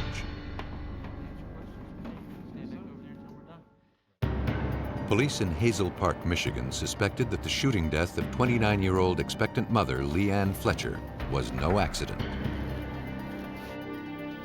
While looking for evidence to prove that her husband, prominent local attorney Michael Fletcher, was responsible, investigators learned he had been having an affair with a respected district court judge. Detectives went to interview the 32-year-old judge. When confronted with the evidence, she admitted she and Michael had been involved in a romantic relationship for about a year. She said she last saw Michael the night before Leanne died. He had come by her house. Michael hadn't mentioned that Leanne was pregnant. In fact, he told his mistress that he and Leanne lived like strangers, and the only reason he stayed in the marriage was for the sake of his young daughter. His true feelings were for the judge. The judge, who was also married, was tolerant of the situation, at least for the time being. But she had one condition. If she found out that Michael was being intimate with Leanne, the judge would end the relationship immediately. Hazel Park homicide detective Thomas Clayman realized he had just uncovered a possible motive. When Mr. Fletcher found out that his wife was pregnant, caused us to believe that she could not find out, the judge could not find out, because if they were having sexual relations per her, the relationship would be over. Detectives soon learned that it was more than just an affair that was at stake for Michael Fletcher. In the Fletcher case, M.E. ruled it a homicide. In her statements to police, the judge admitted that after she and Fletcher became involved, she had helped his career. She made him the court-appointed attorney in dozens of cases, more than any other local attorney. It translated into thousands of dollars of extra income for the ambitious lawyer. Crime writer Tom Henderson knew this story was as compelling as it was tragic. This case is about a set of dynamics that you would only expect to come across in a made-for-TV movie. You've got the really good-looking young attorney. You've got the really good-looking, vivacious wife. You've got the powerful, young, pretty judge, the triangle, the classic triangle, and you've got a dead woman on a floor. It just caught everybody's attention. This shows that he knew she was pregnant. Though police believed they had finally established a motive, they struggled to find solid physical evidence that could prove Michael Fletcher was a cold-blooded killer. Because I want to make sure. But there was one item that had not been tested. The shirt Fletcher wore at the time of the shooting. After reviewing the suspect's statement, Detective Clayman realized the shirt might contain proof of the young attorney's guilt. He stated that he was not in the room when the gunshot went off. Prosecutors wanted that shirt to test for the possibility of blood, spatter, or mist being on that shirt.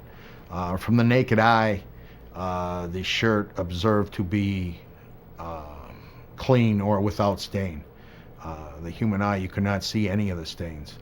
It was then taken to Michigan State Police Crime Lab. Under a magnifying glass, examiner David Woodford could find no traces of blood. But then, on the cuff of the right sleeve, he noticed tiny mist-like stains.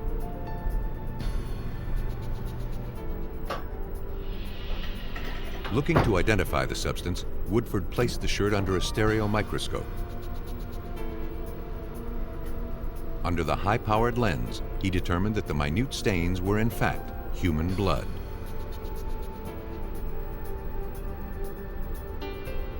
Their mist-like pattern was consistent with being high-velocity blood spatter, which are produced by the blowback from a firearm.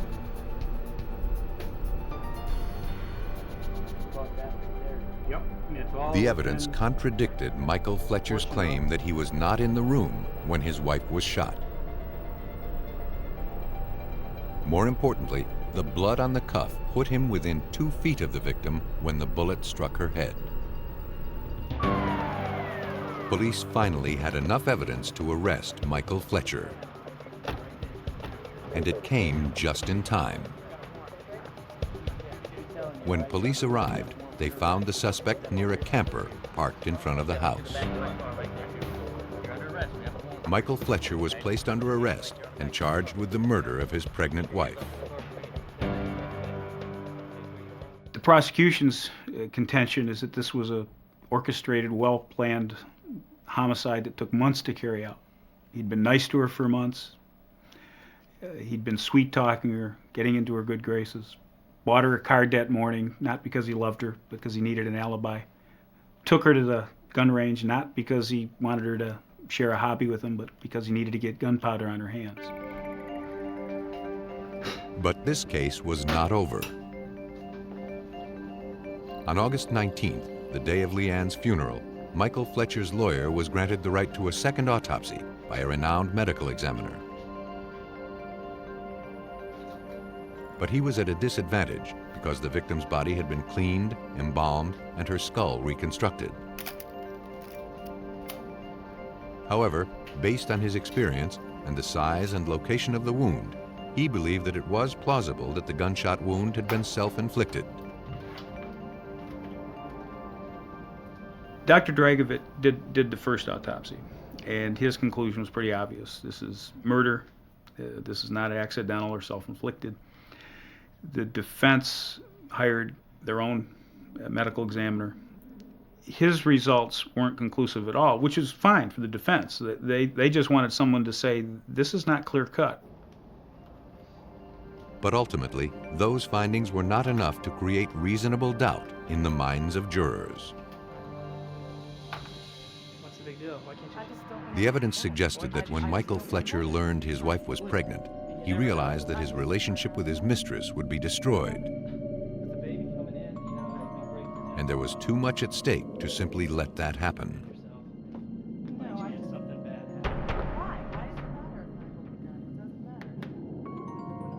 After returning from the firing range, Michael saw his opportunity and took it.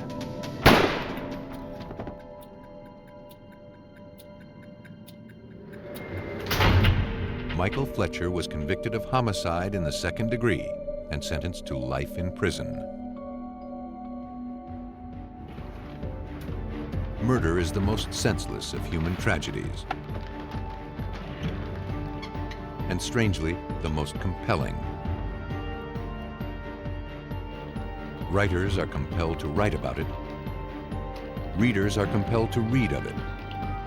And though forensics can never explain why someone is driven to kill, it can provide us with the satisfaction of bringing the guilty to justice.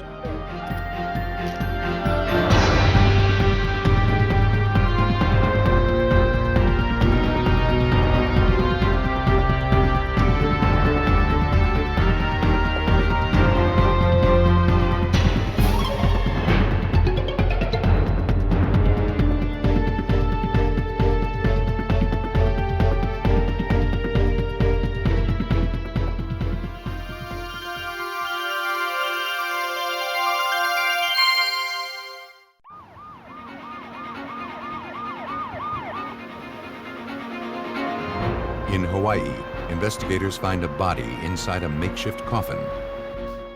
But to find the killer, they must first rely on insects to help them identify the victim. A body is discovered under a pile of curbside trash in Oklahoma. Though police identify a suspect, it falls to a bug expert to prove murder. In Mississippi, a young family is found brutally murdered in a rural home. To expose a killer's guilt, examiners must find a way to establish when they died. When a killer leaves no trace of himself at a crime scene, investigators can turn to the insects left behind for answers. Forensic entomologists can find justice for the victims of homicide by following the trails of predators and parasites.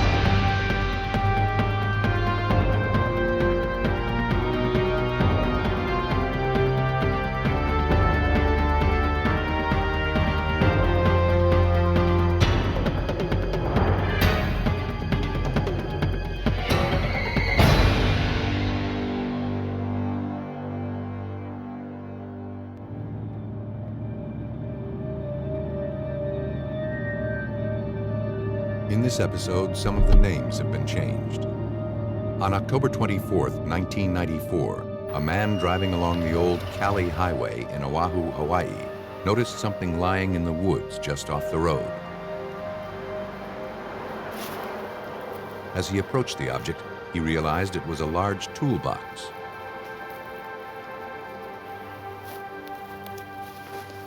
Curious as to what he had found, he pried the box open. Inside were the badly decomposed remains of a human body. He called 911. Officers and forensic technicians from the Honolulu Police Department responded to the scene. Blunt force trauma on the skull indicated this individual had been murdered. No form of identification was located near the male victim's remains.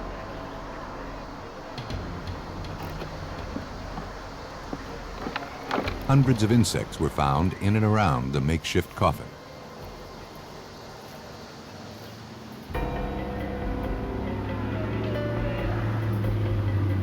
Having found little evidence to tell them who this victim was or when he had been murdered, investigators contacted renowned forensic entomologist Dr. Lee Goff.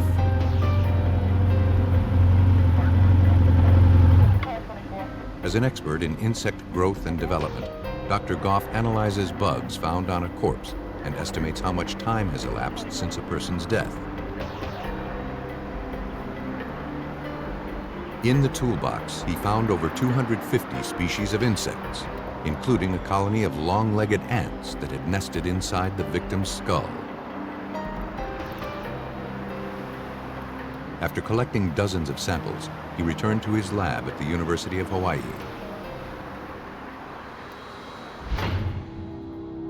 An examination of the skeletal remains revealed that the male victim was between 50 and 60 years of age and approximately 6 feet tall. Damage to the skull was consistent with injuries caused by massive blunt force trauma. Other than observing that the victim had extensive bridge work done on his teeth, no other identifying features were found.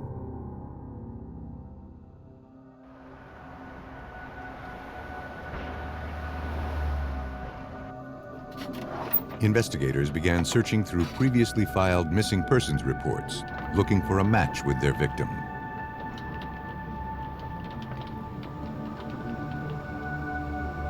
Though there were a few potential matches, homicide detective Hal Fitchett knew that until they could be certain of the man's identity, solving this case would be nearly impossible. In all homicide cases, you've got to make identification of the body or skeletal remains in any case to make it solid for a jury to understand that this was a victim and this is how he died and this is who he was and how it happened. In order to firmly establish the male victim's identity, investigators first needed to determine when he died.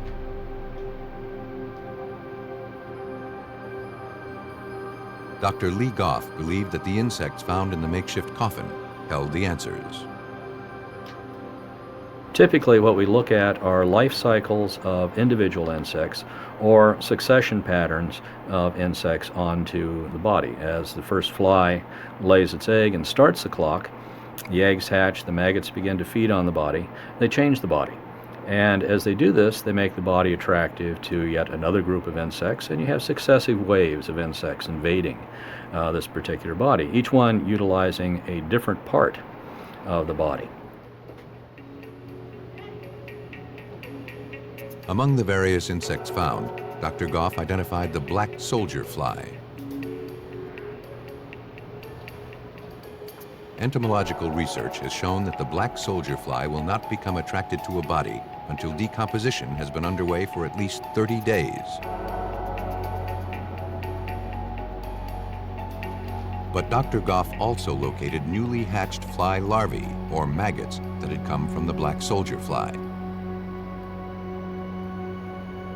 Knowing it takes an additional 60 days from the time the soldier fly arrives to the time its eggs hatch and begin to mature into adults, he concluded that the victim had been deceased for at least 90 days. But the presence of the ant colony inside the skull indicated the victim had been dead much longer. The ants were there basically looking for a somewhat dry place in which to establish their colony. They were looking at a protected type of an environment, a good place to establish the colony. And they're primarily just as a shelter, as opposed to using the body as a food source. To determine when this victim died, Dr. Goff now needed to determine how long the ant colony had been present inside the toolbox. He began research into how ant colonies grow and develop. You're going to find several different forms that are going to be present within the colony, each one doing a different job. Initially, you're just producing workers, servicing the queen, making sure the colony is maintained, obtaining food. But then you reach a certain colony size.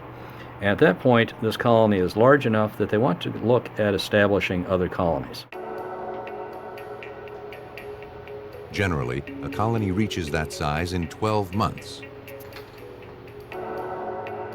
Then the queen begins producing other reproductive ants.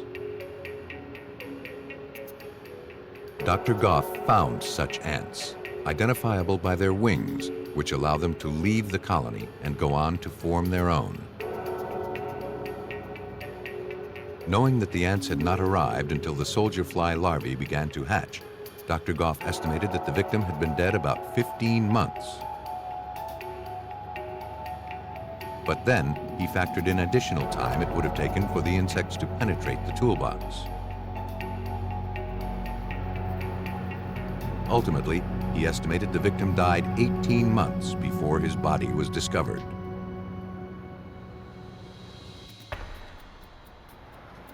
Using Dr. Goff's analysis, investigators were quickly able to identify a missing persons report filed 18 months earlier that closely matched their victim's description. They contacted the man's family members. It's kind of a trying time for you, but I wonder... The children told police that their father, 55-year-old Charles Osborne, had disappeared in April 1993. They had last spoken with him on the phone shortly before he disappeared. Charles, a father of 3, was the co-owner of a marble and tile installation business. He was described as a dedicated craftsman who took great pride in his business and the quality of his work. The family didn't believe he would have just walked away from his livelihood. Co-workers said that they last saw him at a job site in Waikiki, where he was in the process of remodeling condominiums.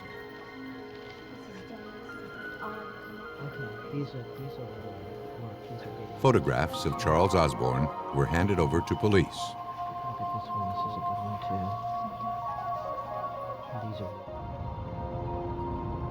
Looking to verify that the victim found in the toolbox was in fact Charles Osborne, investigators forwarded the photograph and the skull to the nearby United States Army Central Identification Laboratory. There, forensic anthropologists have spent years trying to match human remains found around the world to military personnel who have been classified as missing in action since the Second World War. To identify the remains, Dr. Robert Mann uses a process called video superimposition. Using photographs of a missing serviceman, examiners use video cameras to generate an image of the face. The image is then projected onto a monitor. Then, the face is superimposed onto a video image of the unidentified skull. Guided by the spatial arrangements that make each person's face unique, examiners look to see if the bone structures line up with the contours of the face in the photograph. You take the skull that is recovered from a site, and then you take a photograph of the individual who you think it could be. And using 2 different cameras, you overlay those images, and you match up the bony landmarks beneath the skin with the features that you see above in the skin overlying the bone. Using photographs of the skull found in the toolbox and pictures of Charles Osborne, examiners looked for similarities. Using the extensive dental work as their guide, examiners found a perfect match with the suspected victim.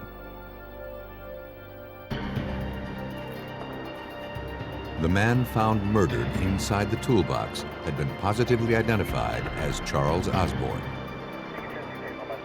Now, investigators needed to find out who had put him there and why.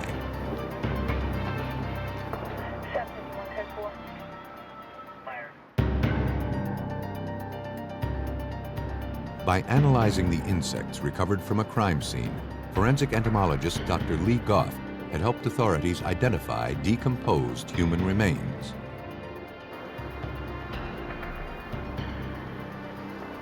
"55-year-old contractor Charles Osborne had been murdered 18 months before and his body hidden inside a toolbox. Now, police in Honolulu, Hawaii struggled to identify his killer.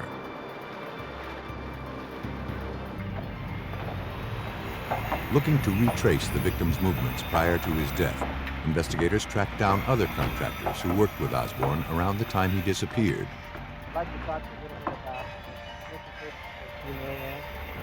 They recalled that the last time they saw him, he had gotten into a heated argument with his business partner. While working to remodel condominiums in Waikiki, his partner and longtime friend Ross Horton said he needed more money to finish the job. Osborne refused. In fact, he accused Horton of using company money to purchase drugs. Ross Horton denied the accusation and then stormed off the job site. When they returned to the condos the following day, there was no sign of Charles Osborne. However, they noticed a pool of reddish-brown liquid on the floor. Had you seen Rosswood? Believing it to be some sort of cleaning solution, they thought nothing of it.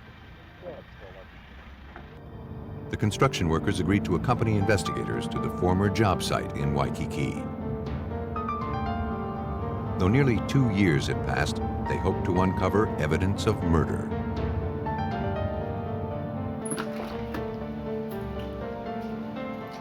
Criminalists began searching the residence. Though the floors had been tiled over and the walls painted, technicians managed to locate a few minute traces of what appeared to be human blood.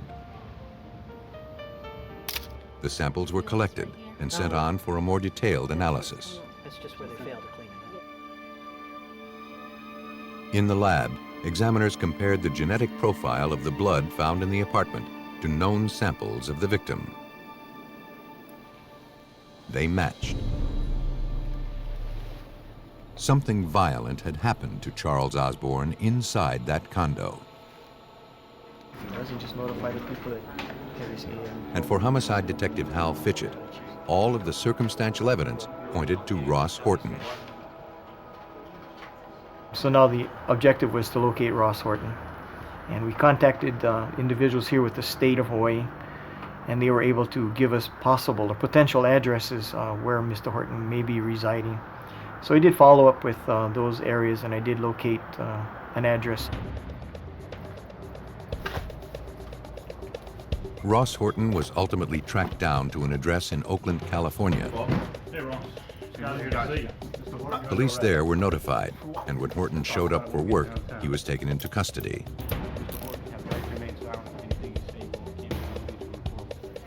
Honolulu detectives traveled to California to interview the suspect.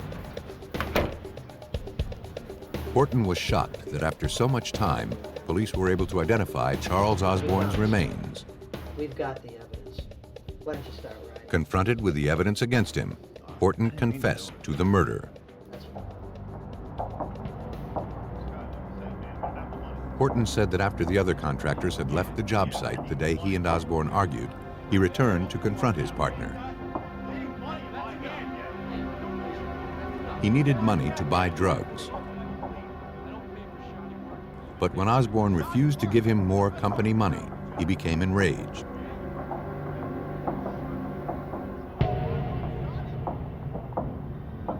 The confrontation escalated into a fight, which quickly spiraled out of control.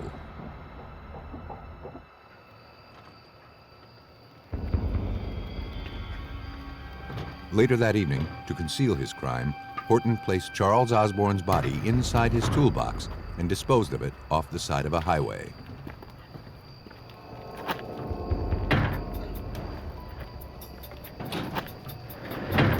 A jury found Ross Horton guilty of second-degree murder and sentenced him to life in prison.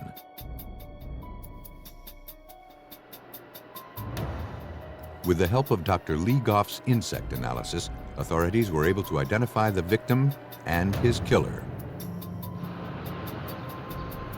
In Oklahoma, investigators must also rely on bugs, but this time to disprove a murder suspect's alibi.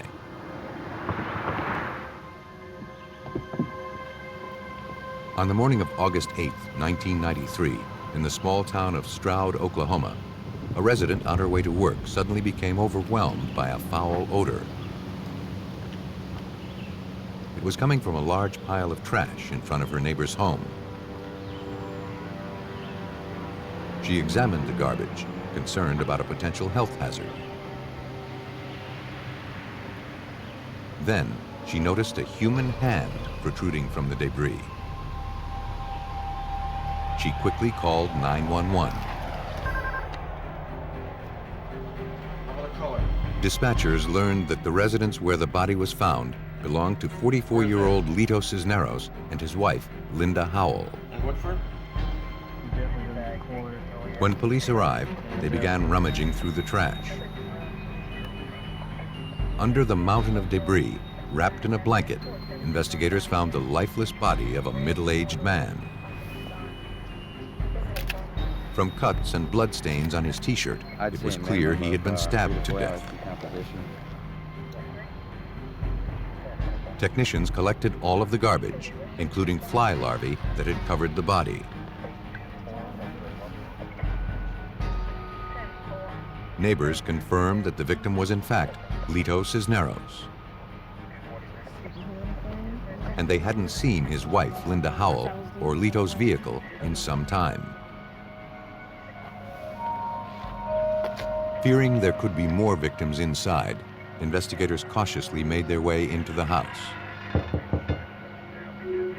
No one, including the victim's wife, appeared to be home.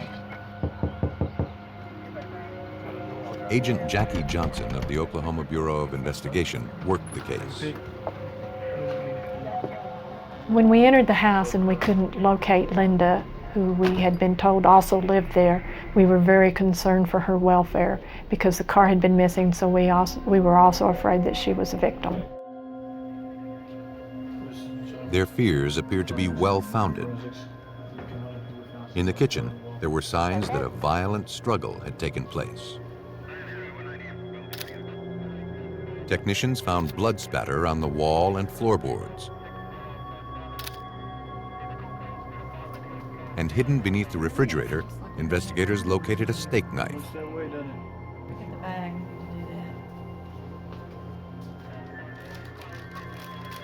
The evidence was collected and sent to the crime lab for processing.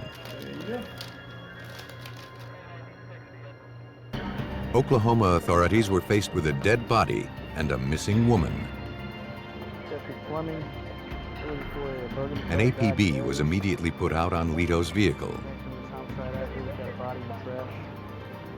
Investigators knew that if they didn't come up with answers, and quickly, more victims could turn up.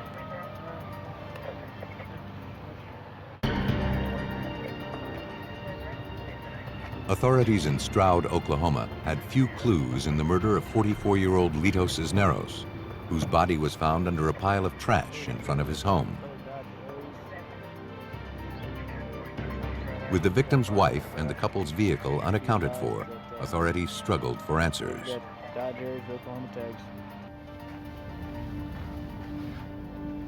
At autopsy, the medical examiner determined that Lito Cisneros had died as a result of multiple stab wounds to the head and chest. A knife with a 5/8 of an inch wide blade had caused the fatal injuries. The level of decomposition indicated that Lito had been dead a few days, but with the additional insect activity, it was difficult to pinpoint a specific time of death. Further examination failed to yield any clues to the killer's identity. Police turned to forensic examiners at the Oklahoma State Bureau of Investigation's crime lab.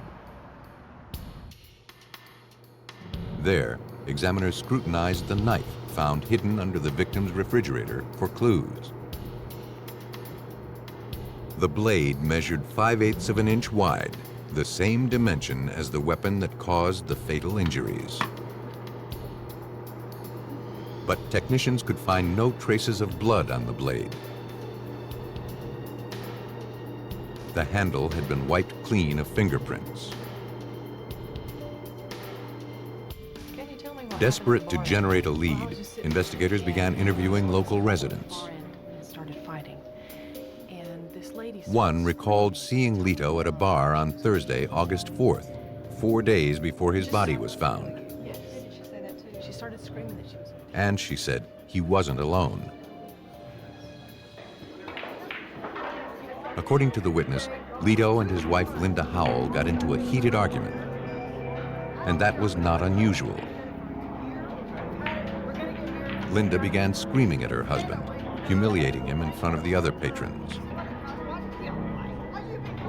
The witness also overheard Linda threatening to kill Lito before she stormed out of the bar. Lito followed her out and never returned. The witness had not seen Lito since that night. But she had seen Linda Howell heading out of town in Lito's car a few days later.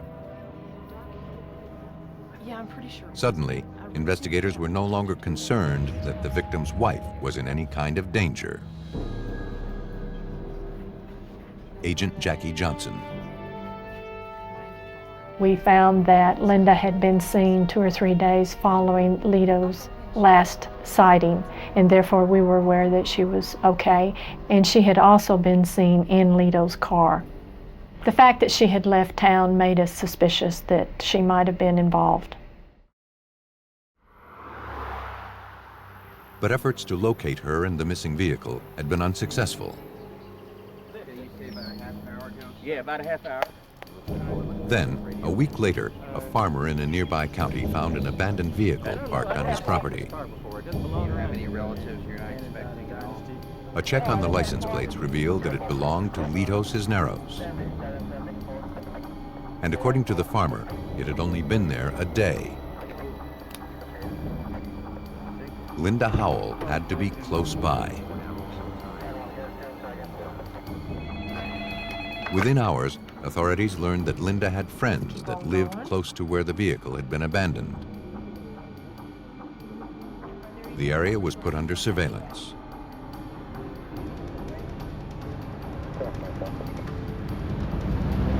A short while later, the tactic paid off. Police spotted a car passing through the small town. And sitting in the passenger seat was a woman fitting Linda Howell's description. When questioned, the woman identified herself as Linda Howell. She was taken into custody and then transported back to Stroud, Oklahoma.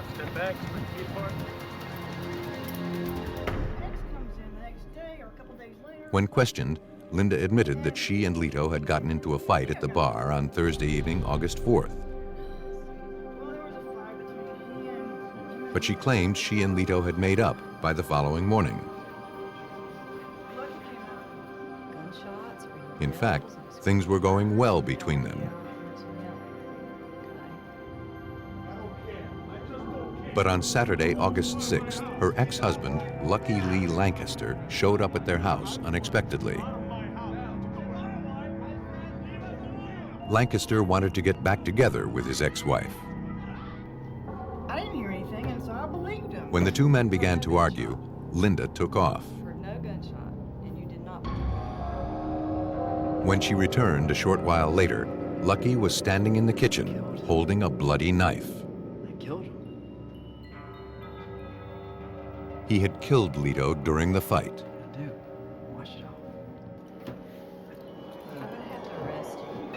Linda Howell was placed under arrest for her role in covering up the murder. You decide to answer questions now without your lawyer being present. You have the right to. She believed that after the murder, her ex-husband returned home to California. Any further questions? Understand? We contacted Lucky's parents, and they were very accommodating and giving us an address where we could contact Lucky in California. We contacted the California officials, and they located him on the beach and actually brought him in for us to speak with. Authorities traveled to San Clemente, California to speak with the suspect. They learned that for the past several months, Lucky had been living in a homeless shelter. Under questioning, he insisted he had not spoken to Linda Howell in more than a year and denied that he was recently in Oklahoma. A review of the shelter's records corroborated his statements. He would sign in for his food every day and show an identification. And by checking those records, we were able to establish that he had been in California 6 to 7 months and had not left California prior to the homicide. That meant Linda Howell's story was a lie. Now she explained her marriage to Lito was rocky, and without an alibi, she knew she would be blamed for her husband's death. She said the last time she saw Lito was on Saturday morning, August 6th, when he left town to visit some friends. When he hadn't returned by the following day, she decided to visit friends of her own in a nearby county. It seemed someone was trying to frame her for the murder.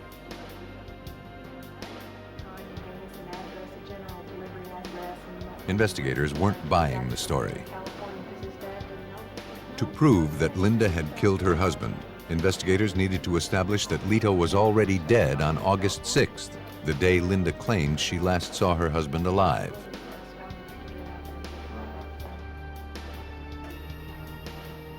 The only evidence authorities had to firmly establish a time of death were the insects collected from the victim's body.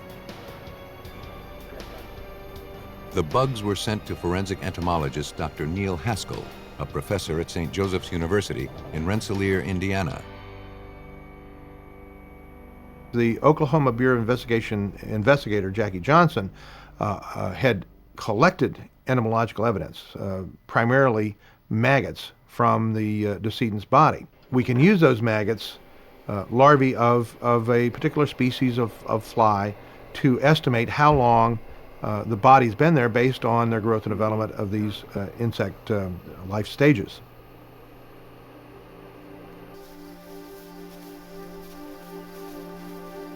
Dr. Haskell has spent the last 18 years researching the relationship between insects and decomposing human remains. To understand that relationship and to determine the life cycles of insects on a corpse, most of his studies have been done using pigs that have died of natural causes. Pigs are readily available anywhere in the world, and many of the pig organs and tissues are almost identical to the human organs and tissues. So we find that it is a very adequate model to, and probably the closest animal we can find, and we find relatively no difference in the rate of decomposition of humans and pigs, nor do we find any difference in the insects or the sequence of insects that are attracted to both humans and pigs. Based on those studies, Dr. Haskell concluded that the common blowfly larvae collected from the crime scene were in the 3rd stage of development, meaning they were very close to becoming adult flies.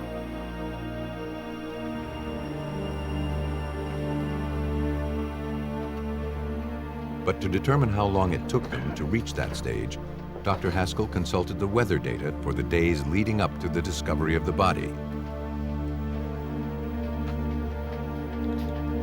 Heat speeds up the development process. Cold slows it down. He found it hadn't been warm enough from August 6th to August 8th to account for the advanced stage of development. That meant Lito could not have died on August 6th, as Linda had claimed.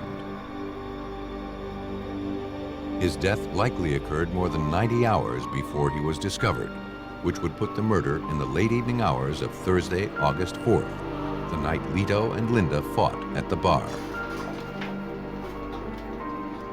Entomologically, this was very easy to prove because we had fully mature 3rd stage maggots, and we had the temperatures available for their growth and development, and it was very consistent with more of a 96-hour interval time of death rather than the 36-hour interval. And so we could refute the 36-hour interval as not being true, and we went with the 96-hour interval, which was consistent with her being with her husband, the decedent, at that time, and him dying shortly after she was with him.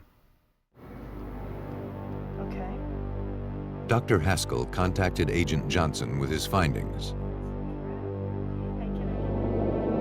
Linda Howell was subsequently charged with murder. Police believe that after arriving home from the bar on Thursday evening, August 4th, the fight between Linda Howell and Lito Cisneros escalated. After stabbing him to death, Linda dragged his body to the curb, covered him with debris, and left him with the garbage to be picked up in a few days.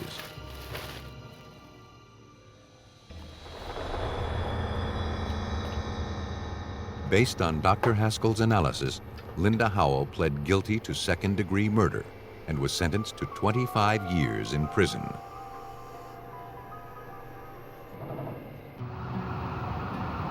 An hour's drive from the Mississippi state capital of Jackson, the rural community of Summit offers an escape from bustling city life.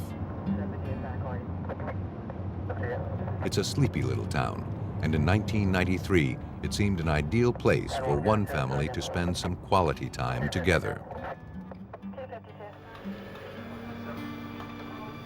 On the evening of December 16th, police received a frantic 911 call.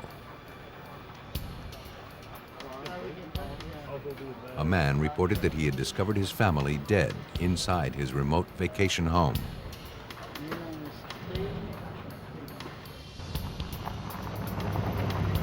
Officers from the Pike County Sheriff's Office and from the Mississippi Highway Patrol were dispatched to the scene. Yeah, 50-year-old Michael Rubenstein told the officers that when he hadn't heard from his 24-year-old stepson, Darrell Perry, in some time, he drove from his Louisiana home to check on him. When he entered the residence, Michael found Darrell and Darrell's 22-year-old wife, Annie, dead. Annie's 4-year-old daughter, Crystal, was also dead. When detectives made their way into the residence, they were immediately struck by the smell of natural gas. In the living room, police found the badly decomposed bodies of Darrell and Annie Perry.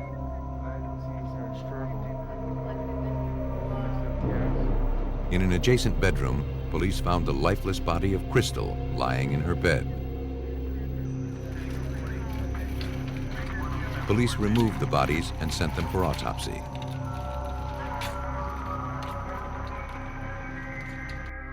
The following day, investigators from the Mississippi Highway Patrol began looking for clues to explain the deaths. Aside from the smell of natural gas, Detective Alan Applewhite was left with few answers. Due to the state of decomposition, there was no way that we could determine the cause of death. The room was not disturbed in any means. It didn't look like there'd been a struggle. We had 2 victims in a den area with nothing out of place. Police turned to the medical examiner for answers. The level of decay and the development stage of insects observed on the bodies suggested the family had been dead at least 2 weeks. That meant they had likely died in early December. Believing a gas leak inside the residence was responsible for the deaths, the coroner began a more detailed analysis. Almost immediately, he realized these deaths were not accidental. Both Darrell Perry and 22-year-old Annie had died from multiple stab wounds. Crystal had been strangled. The young family found dead inside an isolated Mississippi vacation home had been brutally murdered.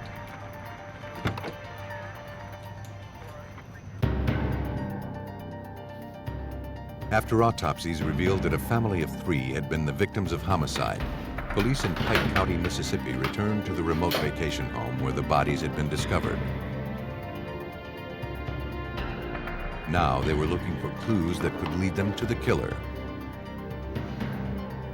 But investigators found no signs of forced entry, and all the windows were securely shut. Technicians processed every surface, hoping to find any fingerprints that may have been left behind. But they found none. Whoever had committed these murders had been very careful not to leave any traces behind. The lack of any signs of a violent struggle or forced entry led investigators to suspect that the victims likely knew their killer. Hopeful the victim's family could provide useful information, investigators traveled to Louisiana to interview Darrell Perry's mother, Doris, and her husband, Michael Rubenstein, who had discovered the bodies.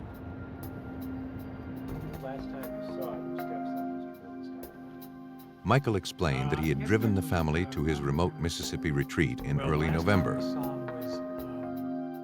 His stepson, Darrell, and Darrell's wife, Annie, had recently gotten back together after a long separation. Annie's young daughter from a previous marriage desperately needed a father figure in her life.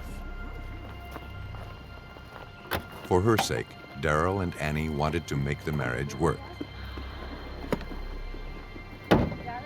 They hoped some quiet time together as a family would make them closer.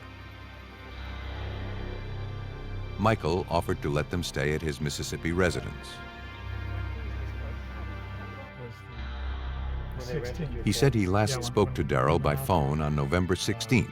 But the last time I talked to them, According to Darrell, everything was going fine.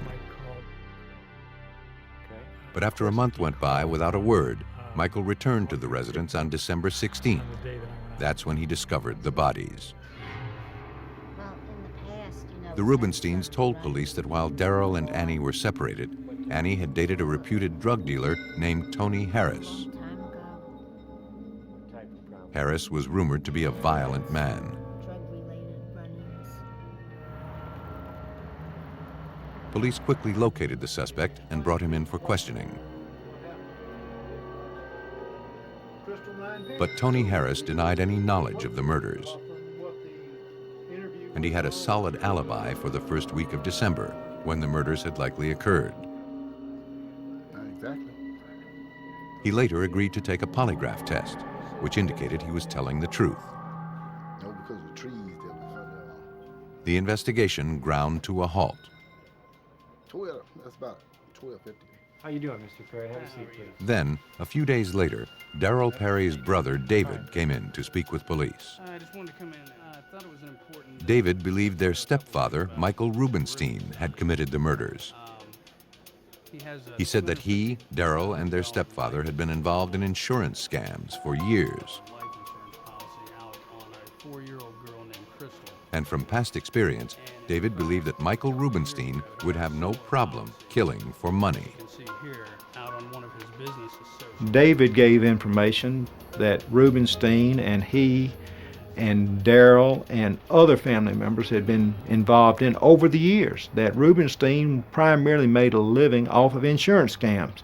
He told us of a death where a hunting accident where a partner was killed back in 1979. Following up on the lead, investigators reviewed the case files for the 1979 death of Rubenstein's business partner.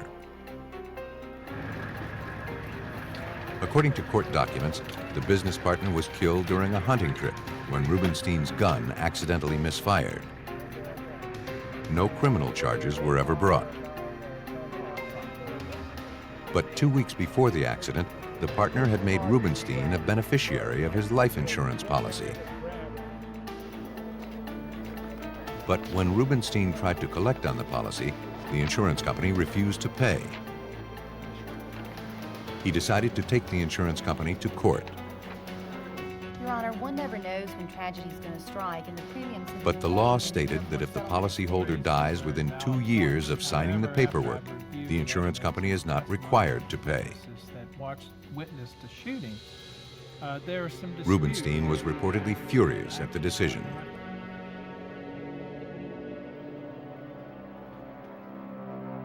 Believing they were closing in on a suspect and a motive, detectives began interviewing other family members. They learned that Rubenstein had taken a $250,000 life insurance policy on 4-year-old Crystal. $250,000. And the policy was dated 2 years and 2 months before the young girl was found murdered. Though incriminating, it didn't prove murder. We knew now of a motive, which was a $250,000 life insurance policy, and it was just not enough for the DA to accept the case. When Mississippi police reviewed witness statements, however, they found something that had previously gone overlooked. So it's very important. Several residents who lived near the vacation home where the victims were found murdered had seen Rubenstein in town on November 16th.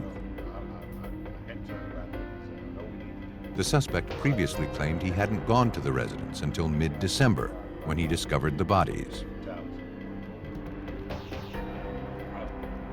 To prove murder, investigators needed to establish that the family died during Rubenstein's trip to Mississippi in mid-November, not in early December, as the coroner had indicated. And the only evidence detectives had were photographs of the insects taken at the crime scene.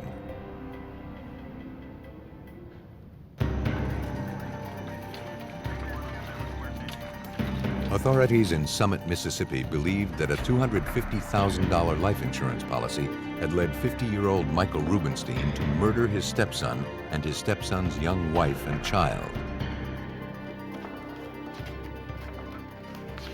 Though the suspect had been seen near the crime scene on November 16, 1993, the coroner's report indicated the family had died in early December.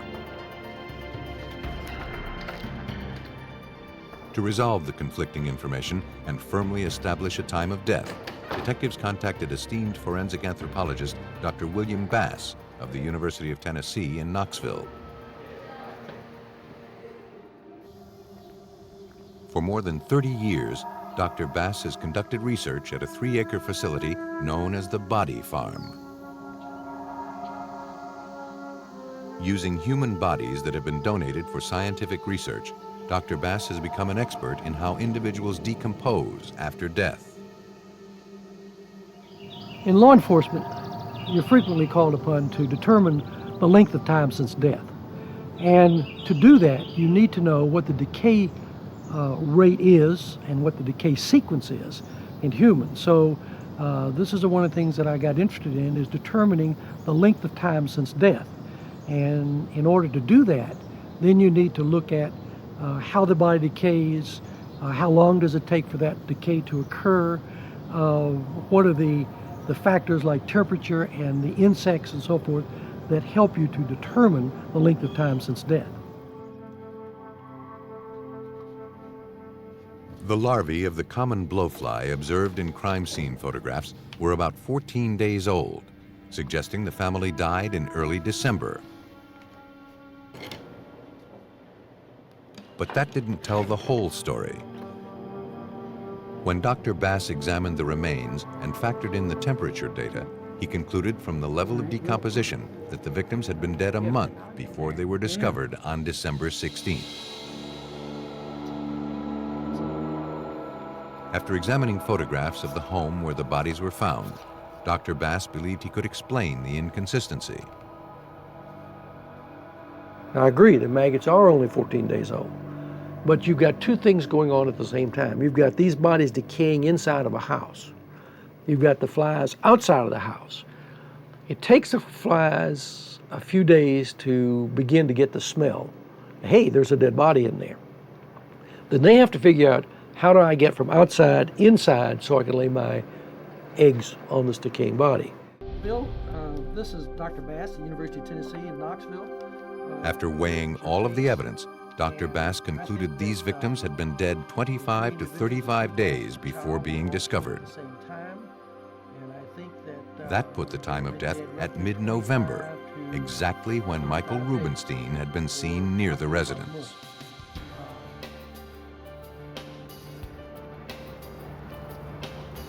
Based on Dr. Bass's analysis, Mississippi authorities now had enough evidence to arrest Michael Rubenstein.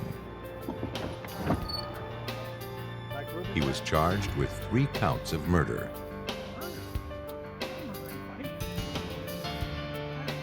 Police believe that when Michael's financial problems became too much, he began plotting to kill his family members and then profit from their deaths.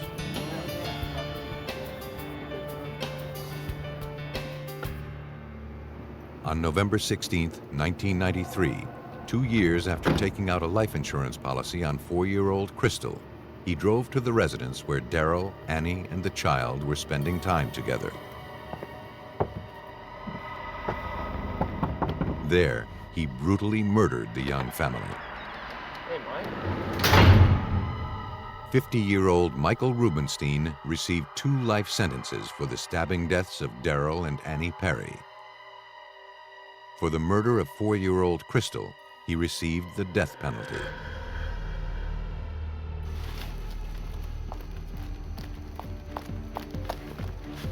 Some killers are skilled at removing any trace of themselves from a crime scene. But nature has its own way of leaving clues behind.